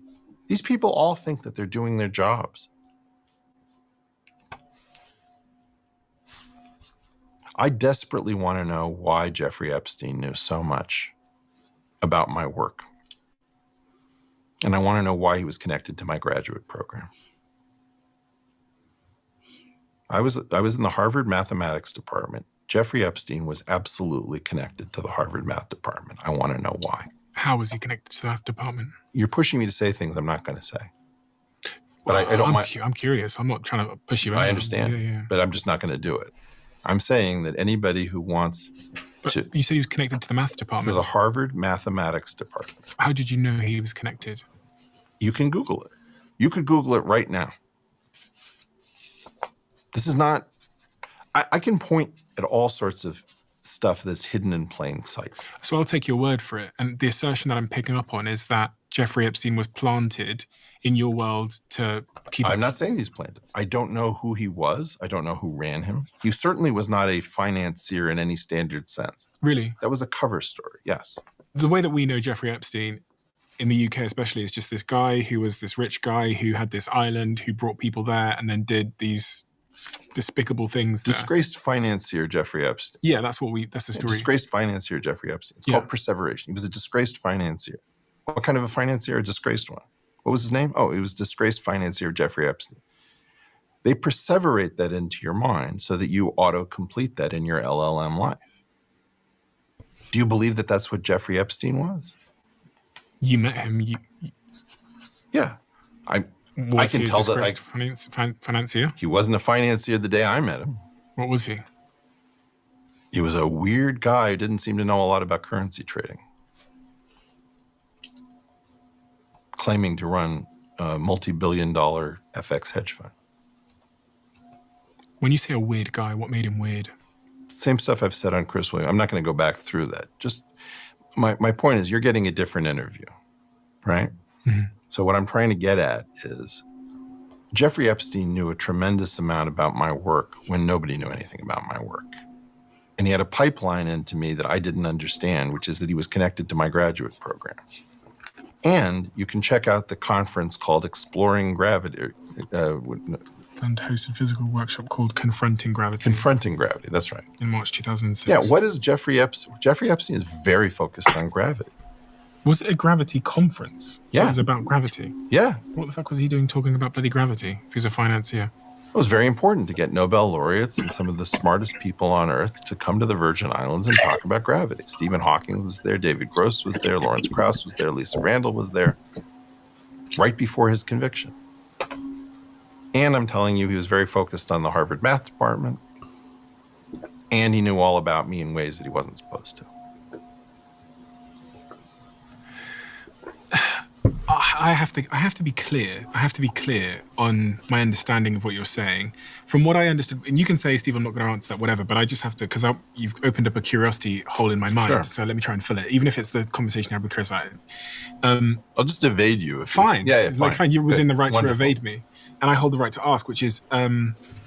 So what I'm hearing is you believe, and I'm just going to say it how I think it is. What I'm hearing is you believe that Jeffrey Epstein was not a financier. He was planted in some way to interfere. He was a construct, is what I said. He was a construct in some way to mess with the progression of physics. Jeffrey Epstein, apparently, I think I'll tell you what I said. When I met him, when the meeting was over, I immediately called my wife and I said, I have just met a construct. She said, what do you mean? I said, this person is not who they claim to be. Somebody has constructed this human being to be something that they are not, which is a hedge fund genius. Somebody who could understand the euro and the yen like nobody else. Bullshit. Not true.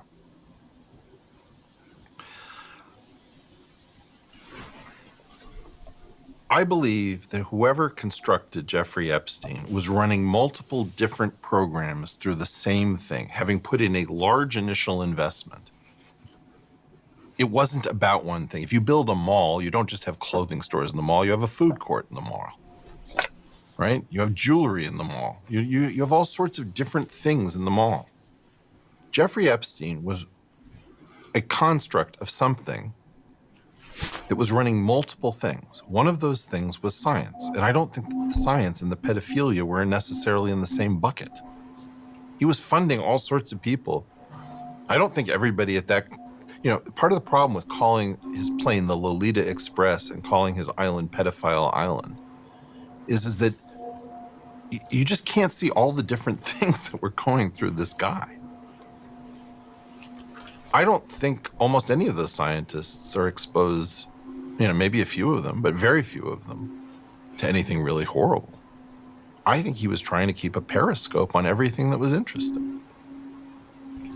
And I think that his girlfriend's father, Robert Maxwell, was all through scientific publishing. And I think Pergamon Press was, in part, a control mechanism for making sure that revolutionary discoveries were taking place within a framework. Anybody can, look, you can write a Substack article and you can hit post and suddenly the world has access to your Substack article. That is a nightmare. What if somebody posts, weaponized anthrax? What if they do the equivalent of saying, what if there's a neutral proton? So you think he was controlling science? I think that Robert Maxwell was in part trying to control science. I think Jeffrey Epstein was in part trying to fund science, trying to control it. I don't really know. Right, so I'm going to stop it there. I'm going to go over a few things. Hopefully you can all still hear me, right? The first is why someone with no qualifications, not even a teaching qualification, is brought into the top Harvard mathematics school, and this guy's graduates or undergraduates were fed into Epstein. The second thing is about gravity. Now I'm getting I don't know if you know, but there was something, I've said it on the show before, and I said that Elon Musk, he had put so many tons of satellites and building some new thing out in space, right? And they said how much they'd sent up in space, and I put a tweet out, and I said, "Are you sure you're not using some sort of anti-gravity device on your rockets? Because they're going up and they're taking all this payload. The only way you can get that payload out is by operating some sort of anti-gravity device, in my opinion, right? and it's only an opinion. I don't know the mathematics of it. All I'm saying to you is I think there's something very strange, right, about what's going on with Elon Musk and this space program.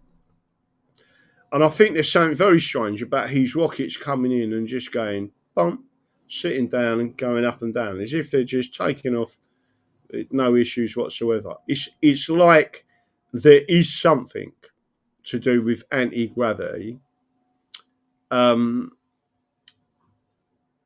Whatever this weapon is that Trump keeps talking about, it could relate to that. But I think that some sort of anti-gravity device is crucially important to wait. It would change everything if there was an anti-gravity device, right? And the third thing I was going to mention was the science papers. Maxwell and Pergagon Press. It's very similar to the pharmaceutical companies having control and having this peer-reviewed stuff. Anything comes out that interferes with the current situation in pharmaceuticals, right? Let's say cancer research, and they found a cancer cure. Well, all these companies making millions out of cancer treatments, even though you die, they are not going to allow a cancer cure. So they will pay for all these scientists to say, poo-poo it, write it off, get it off. Do not allow that to be publicised, right? A bit like me talking about the Constitution, when everything's there, but they won't allow it, right? The other quick thing I wanted to mention to you, and I've made a quick note of it here, is I think it's very odd. Let me take this off a sec. I think it's very odd that Trump is coming over to see the King of England again, right? I want you to understand something. The British 100% interfered with an election. It wasn't the Russians, it wasn't the Chinese. Chinese might have had mine out, but the Chinese are not bothered. They're not bothered about America. They're doing their own thing, right? The British, on the other hand, have always attacked America. The British, not the English, not the Scots, not the Welsh, not the Irish, the British. Remember, we escaped England and went to America, and we was attacked. The English colonies were attacked by the British. The British have only been in existence for 70 years, right? I think it's significant that Trump is coming over, and I'll tell you for why. Because Trump is a constitutionalist. He is the equivalent of the King of England. He has the same powers, prerogative powers, as the King of England, but in the United States of America. And I believe that he's coming over, and I believe that they are having a discussion, and he's going to say, listen, we know what you did to me and to America. We can either deal with it amicably. It's not the people, it's you. And it's your people. It's your military intelligence. It's this, and this. And I think Mossad is acting against, and so is AIPAC, or whatever they're called in America, is acting against American sovereignty. So remember that the King of England is, whether they say he's ceremonial or not, doesn't interest Trump at all. Trump is going to say to the King of England, you are constitutionally the head of state. Great Britain is, whether we like it or not, a constitutional monarchy, right? And there is a constitution, and by not pushing forward your powers and stopping these people doing what they're doing, you are directly responsible. I'm telling you that. And potentially, and I'm not suggesting this is on the agenda, but in the same way as President Trump and I think this is significant for them getting them Afghans out, because they're clans, right? Trump showed a photograph to the Afghan and to the Taliban and said, "There's your house, there's your family. You weren't one American. We're going to take your entire family out." Do you understand that? Right?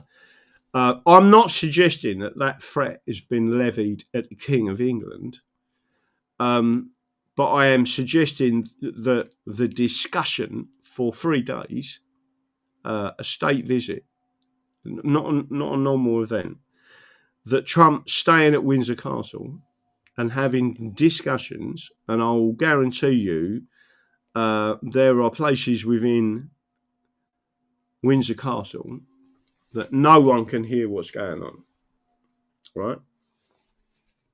And what will be significant is what happens after that event, right?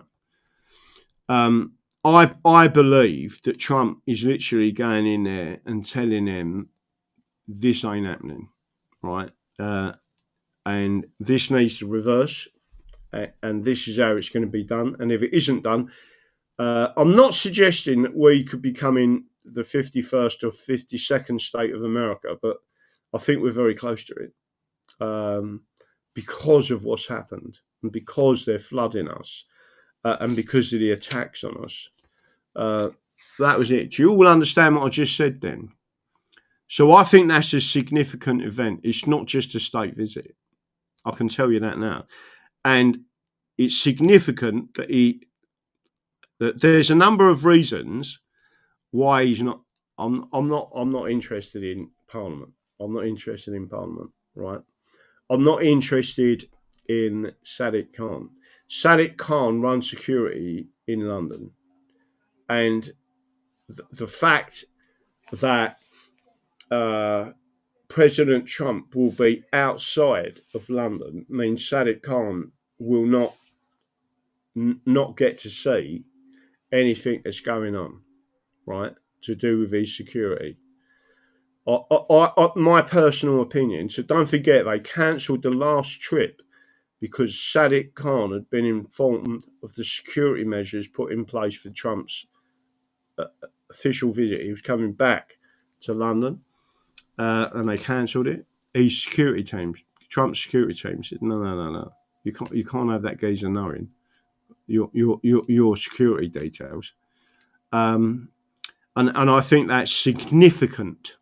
I think it's very significant in a number of ways, because I think it's getting closer and closer. And there was another video that I wanted to show you. What was that guy's name? I don't want to go on too far unless you want me to carry on. Don't forget, sharing is caring. Who's that Asian geezer up north? He done a really great video on, I forget his name. What was his name? The Asian geezer that they really can't stand him. He's like, he's working. He's proper standing up against the rapes and all that. What's his name? Someone give me his name and I'll see if I can search for him.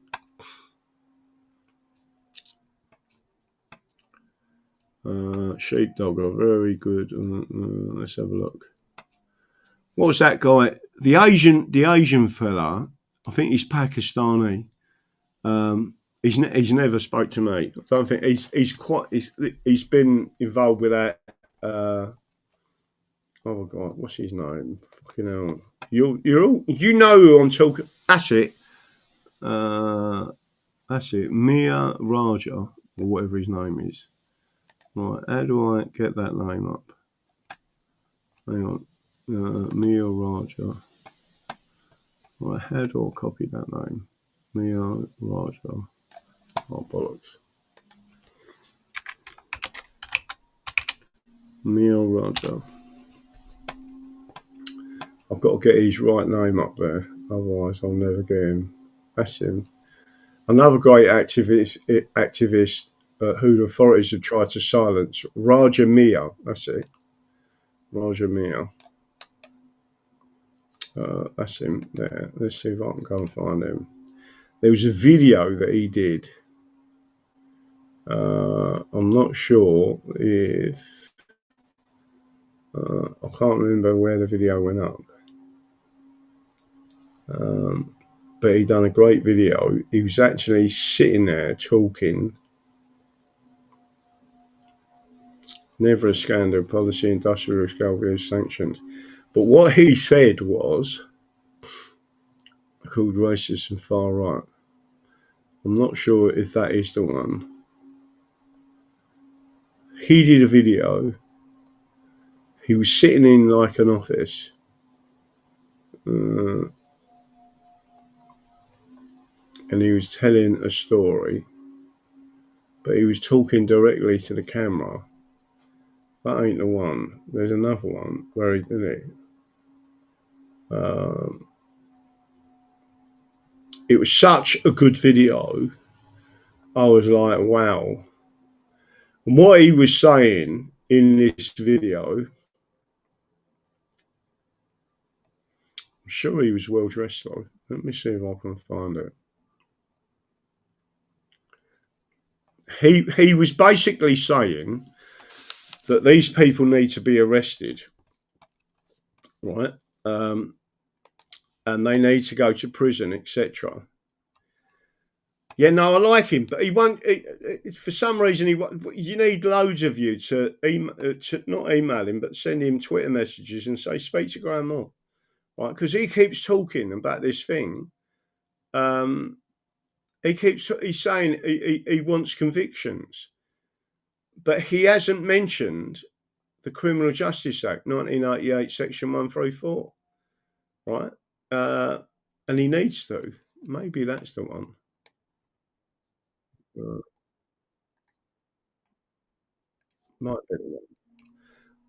might have been Peter McCormack, but that's another show I'd love to get on. I think that might be it. We uncover the evidence, proves racial motive crimes. Cover on rape rights. We go to but it might have been that one then. But he's definitely one of them people.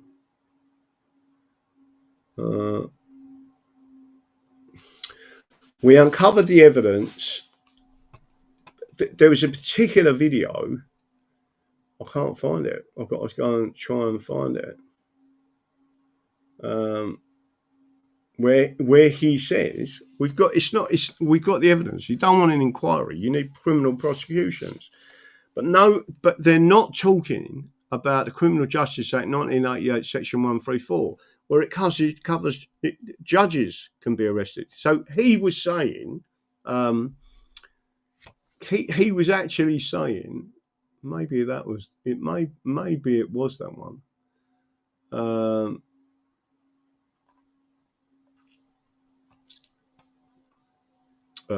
Raja Mia, right? But he's saying the same thing as me, except our leaflets in this case, when we put these out, that's why it's crucially important. I don't know if I told you,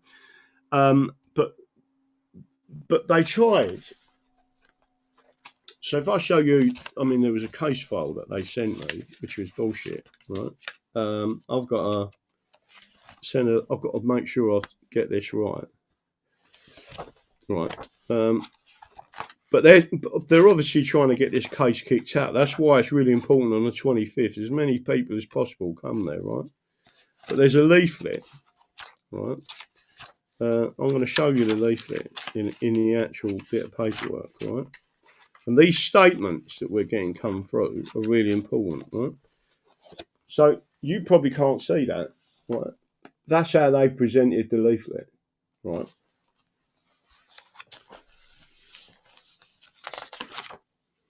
Right, and then that's how they presented the leaflet to the judge. Right, you can't even read it, can't even see it. Right. Then when you actually look at the leaflet, and then when you turn around to page 2, right. So all of that can't be seen on the leaflet. All of that defending your rights can't be seen on the leaflet, and the whole of that pledge can't be seen on the leaflet, right? So just to make sure everyone's aware, right? I don't know what that was. Squash fly. Justice for the victims of rape and torture. This is the leaflet that was going through the doors. Not inquiries. We have evidence that the jury decide. Right? Vote Graham or English Constitution. Runcorn and Hillsby constitutional constituency by-election. Our pledge to you. Right? Justice for the English. Right? And just to make sure you can all see it. Now I've just showed you it in the book. Right? You can't see any of it. And what I've gone back to them and said, I'm not accepting that. I said, it's such a crucial part of this case. That leaflet is crucial. And you don't want the judge to read what it says, right? That goes back, there was another case called Pro-Life Alliance 2003, which was heard by the Supreme Court. And they said, and they put a video out as a broadcast, and it's about abortion. And they showed you in graphic detail, right, what they did when they killed these babies. Right? I mean, literally munched them up in the womb and dragged them out. Pure evil, right? And the judge said, there's nothing wrong with that video. They haven't sensationalised it. They've just showed you exactly how it's done. There's nothing wrong with that. And the public are big enough and ugly enough to take the truth. That is the truth. They're not lying to people. They're showing you. They haven't sensationalized. They haven't made it worse than what it is. They've just showed you exactly how it is, right? And the basis of it is that in that case where they said, you're not allowed to interfere with an election and the communication of that campaign, right? They're a legitimate political party. They're registered with the Electoral Commission, and it come under also they was using European Convention rights, which is Article 10, right? Which again is part of our case. And what we're saying is, so we're going mainly with a Bill of Rights and our ancient laws and customs, but we're also, and I've said it, secondary is Article 10. You ain't allowed to interfere with this, and that's what they've done. But it's crucially important that people understand that they're trying to stop all this. Now, if you realise what them leaflets, so they was going out to 45,400 homes, right? I don't know what's happened to them. In my opinion, they've just been dumped, right? So they've been delivered. They picked them up and put them in the skip, and you've paid for them, right? That's what we're saying. Whatever happens, this is theft. It's got election communication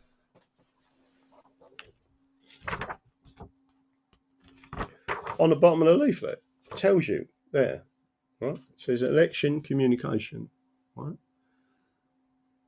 Everything about that leaflet is perfect. It was approved by the Royal Mail, right?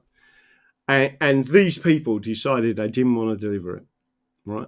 And that is a criminal offence in this country. So that's what's being brought up. And we're saying you can't do that, right? So it's as simple as that. You're not allowed to do it. But recusant Raja, or again, Raja Mia, let me just make sure I've got him. Raja Mia is saying to people, we want criminal convictions, not just the rapists, but he goes through it, right? I wish I could find the actual video, right? There's a video when he says, we've got evidence. He said anyone who redacted a report, that's called omission, right? They omitted. They took something out of a report, right? That's all part of the Criminal Justice Act, 1988, Section 134, torture. And the thing is, he's not pushing that forward. They're terrified. That's why some of these people, have you noted that some of the senior politicians of the day said, oh, we knew nothing about this, blah, blah, blah, blah, blah. They're shitting themselves. Because all of a sudden, people have started saying and talking, mainly us, that that all of a sudden people are saying, yeah, hang on a minute, is there any chance that I could get a life sentence for this? Yeah. If you get found guilty by a jury of your peers, and then other people, so Rupert Lowe starts talking about private prosecutions, right?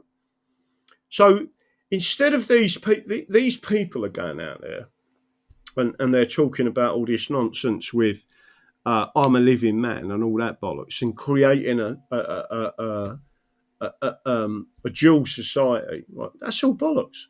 It's the same thing. You take your own courts back. I spoke before I went away on a boat to a lady that was a magistrate for some time.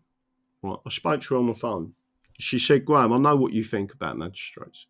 She said, I do know. She said, but I weren't like that. She said, I used to argue with them and say, I'm not accepting what you just said. I don't see, and it was her, because if she made this decision, so I said, yeah, but the clerk of the court is the one who's legally advising you and forcing their opinions on you. She said they couldn't do that with me. She said I ended up resigning, right? Because she said they weren't. She said, but I caused them a lot of problems, right? Any of you could be magistrates. You could all apply to be take our courts back. They're our courts. We built the courts, right? If you start with that, right, and we're doing private prosecutions, which start it for the first element of it in a magistrate's court, private prosecutions. Rupert Lowe was talking about private prosecutions. What have I said about private prosecutions? What happened with Charlie Staples' case? Private prosecution, right? What we've got to do, and I'm talking about criminally, privately prosecute. Well, we can do all this, right? And one way of doing it is with the Criminal Justice Act, Section 1988, Section 134, torture, right?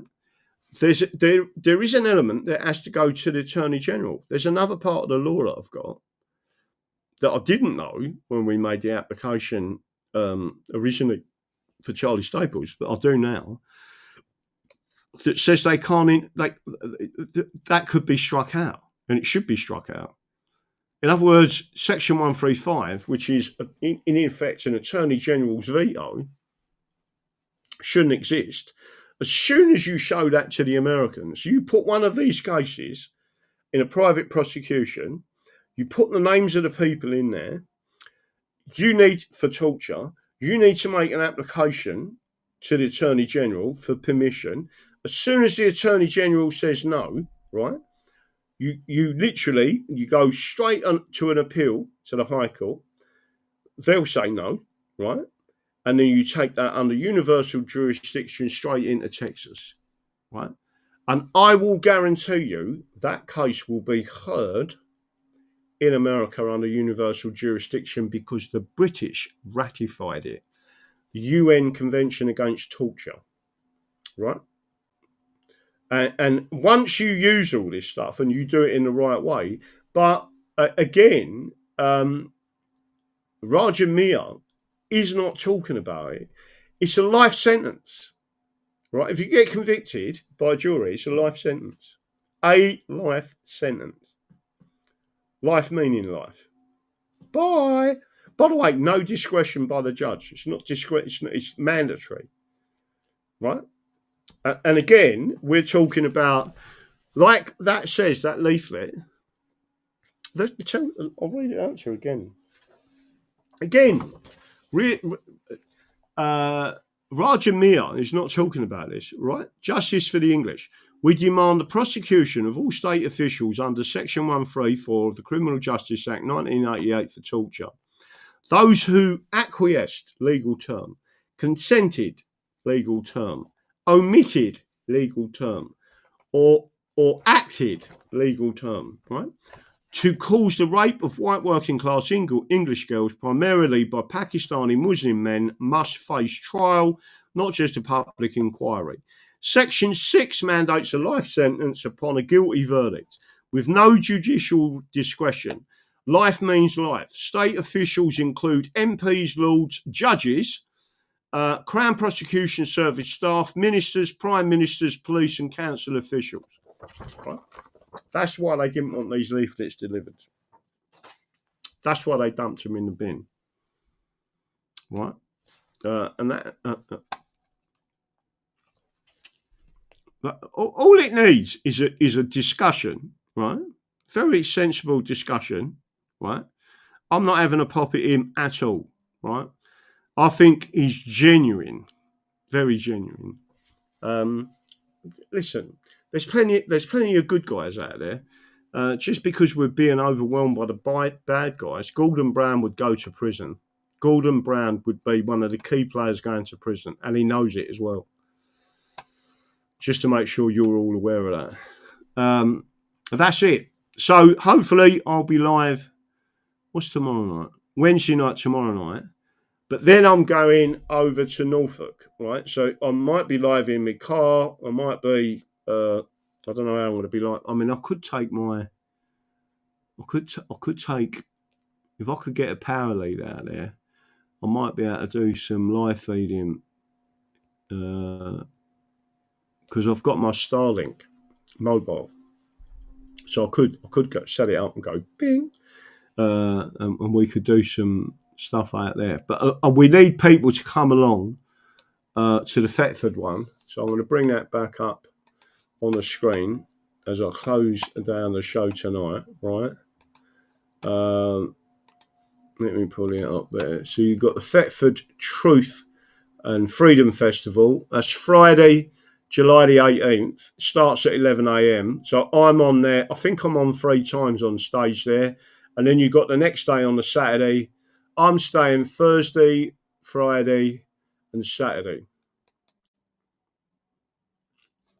Right, so just to make sure it's there. So it is, and I'll put this out so everyone's got it. Copy the link, copy it and put it out there. Put that information out there. Right, and then if you want the actual link on the website, copy. Right, so all these events are going on our events tab, and we need to do more of these. And I need to be speaking to, I mean, that Peter McCormack seems quite a sensible fella. And by the way, he's heavily into republicanism, right? So he'd probably be a bit of me. Thetford Truth and Freedom Festival, Friday the 18th and Saturday the 19th of July 2025. The Angel in Sallow Lane, Larlin, in a wherever that is. 16. It says 2QU. Right. For camping inquiries, it's got the number on there.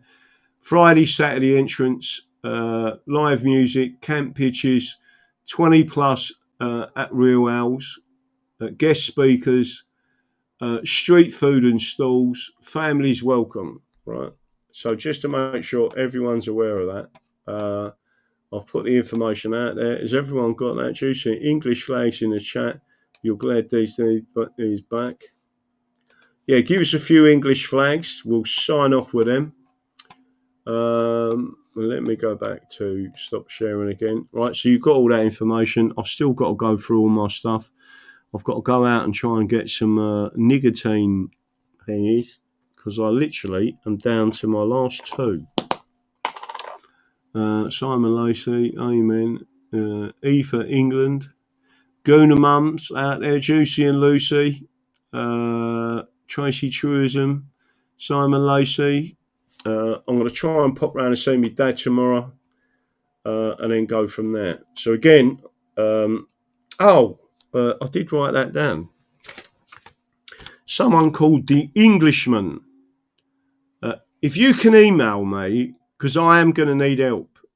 I'm going to be, so first of all, I have injured my foot slightly. So walking up and down 2 flights of stairs ain't going to be a good thing. And don't forget, I ain't getting any younger, right?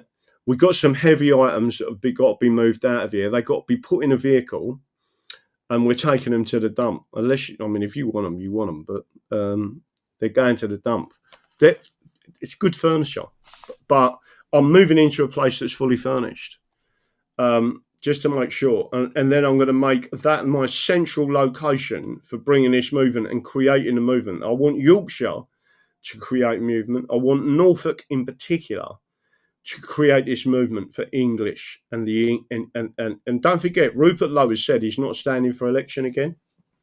I do actually think he's right that you need a movement, right? I absolutely, because politics is broken so badly, it's fucked, right?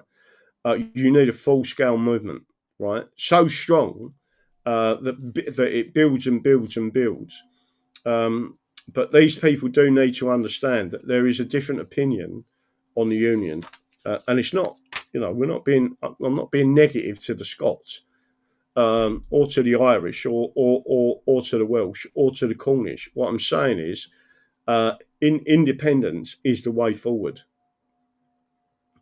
Grasshopper, thank you for that English flag out there. So that's it. I will see you all tomorrow night, 8 p.m. live, and I'll see if I can pick up on that particular video. Let's see if someone has sent it to me. Who's that?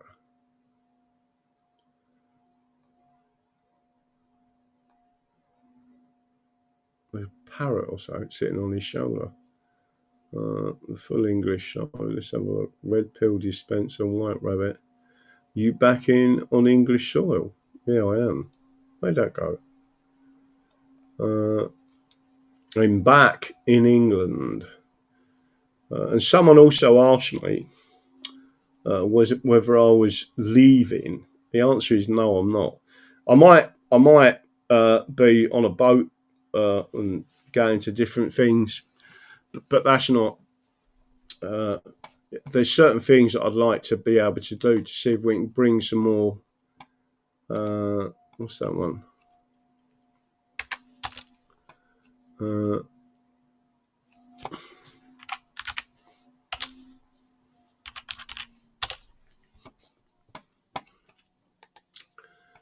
I've got an Englishman to email me his details to help him move in. Yeah, I mean, if we can get anyone that will help us, many hands make light work. I've still got to strip everything down. There's still stuff I've got to do here. I've still got to get rid of, and then I've got to start being pretty merciless towards what I'm getting rid of. And then, because the Starlink's being taken down on the 26th, I've still got to go through all my stuff here and work out. So I might be offline again for a little while until I reset everything up back down there. So don't think I've disappeared. I could probably do it on my phone, but I can tell you now, there's no like 5G and all that down there. You can't even get a signal.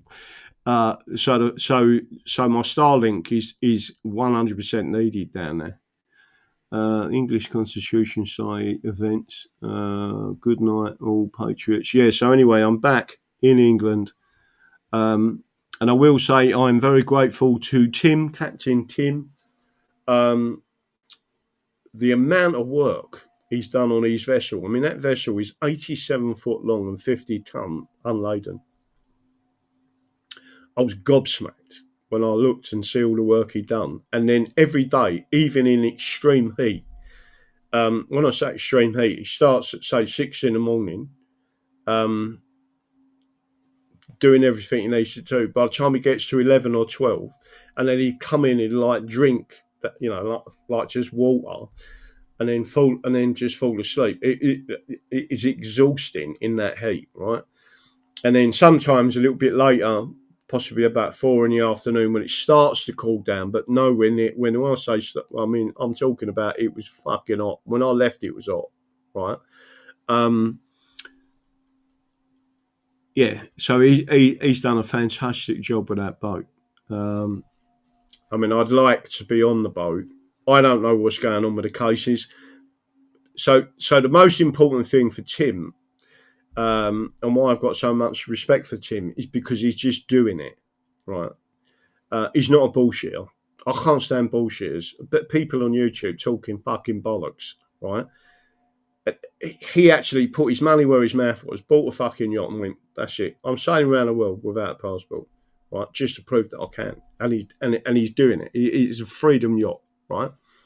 He's got a very similar personality to me. I mean, younger wise, when I was younger, I was like always bang, bang, bang, bang, bang, bang, bang. And he's like that. Bang, bang, bang, bang, bang, bang, bang. Right, just does it. Right. It's very frustrating in Portugal, right? Because if you try and get anything done out there by the Portuguese, it's like, yeah, tomorrow. Tomorrow. Whereas the English are like, I'll do it now. Right, bang, bang, bang, bang. Right, that's how I always used to be. And I am like that now. But obviously not as thing. But let me make sure everyone's aware but that boat is gorgeous, right? He's put a lot of hard work into it. It's leaving. It's going to be. There's still massive repairs and there's some of our people going out to help with the engines and possibly service the engines and rebuild the generator and do some other things and possibly the painting. And then Tim's got to spray it. There's some other things he's doing, but the vessel is beautiful, right? It's absolutely gorgeous. So. Again, I'm grateful that Tim has allowed me to go out there. My fucking screen has gone off.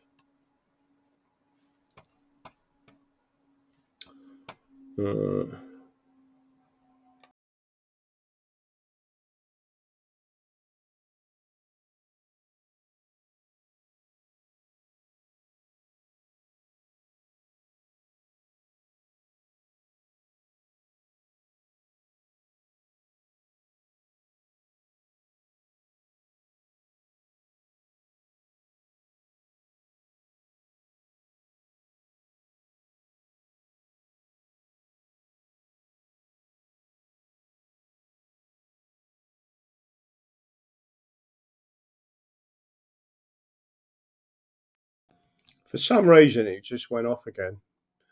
I'm not 100% why. But anyway, I'm going to say good night, God bless. Again, grateful for Tim for allowing me to stay on such a beautiful vessel, and I hope to be on it when it leaves Portugal, and then it's going to go to a number of different locations, which we don't really want to talk about yet. But then it will be on the transatlantic. But we can rig up Starlink on it, so I could still be on there, but it depends on the weather conditions. You've got big waves coming through everywhere and doing all strange things, then it might be a bit of a naughty one. But again, you won't really I won't never get the opportunity again to do anything like that. I've missed a couple of the sales on that, so I do want to get on it when it's sailing. Thanks, DD and Patriots. So I will see you tomorrow night. And again, don't forget there's people out there working in the background. We just want to be left alone. We want to be free. And we certainly don't want communism or fascism. That's not the English way. That's it. Good night. God bless. And I will see you tomorrow night. Don't forget what I believe in. The Constitution is the solution. And I think you're going to see that with Trump coming over and have a little chat with Charlie. That's it. Bye-bye.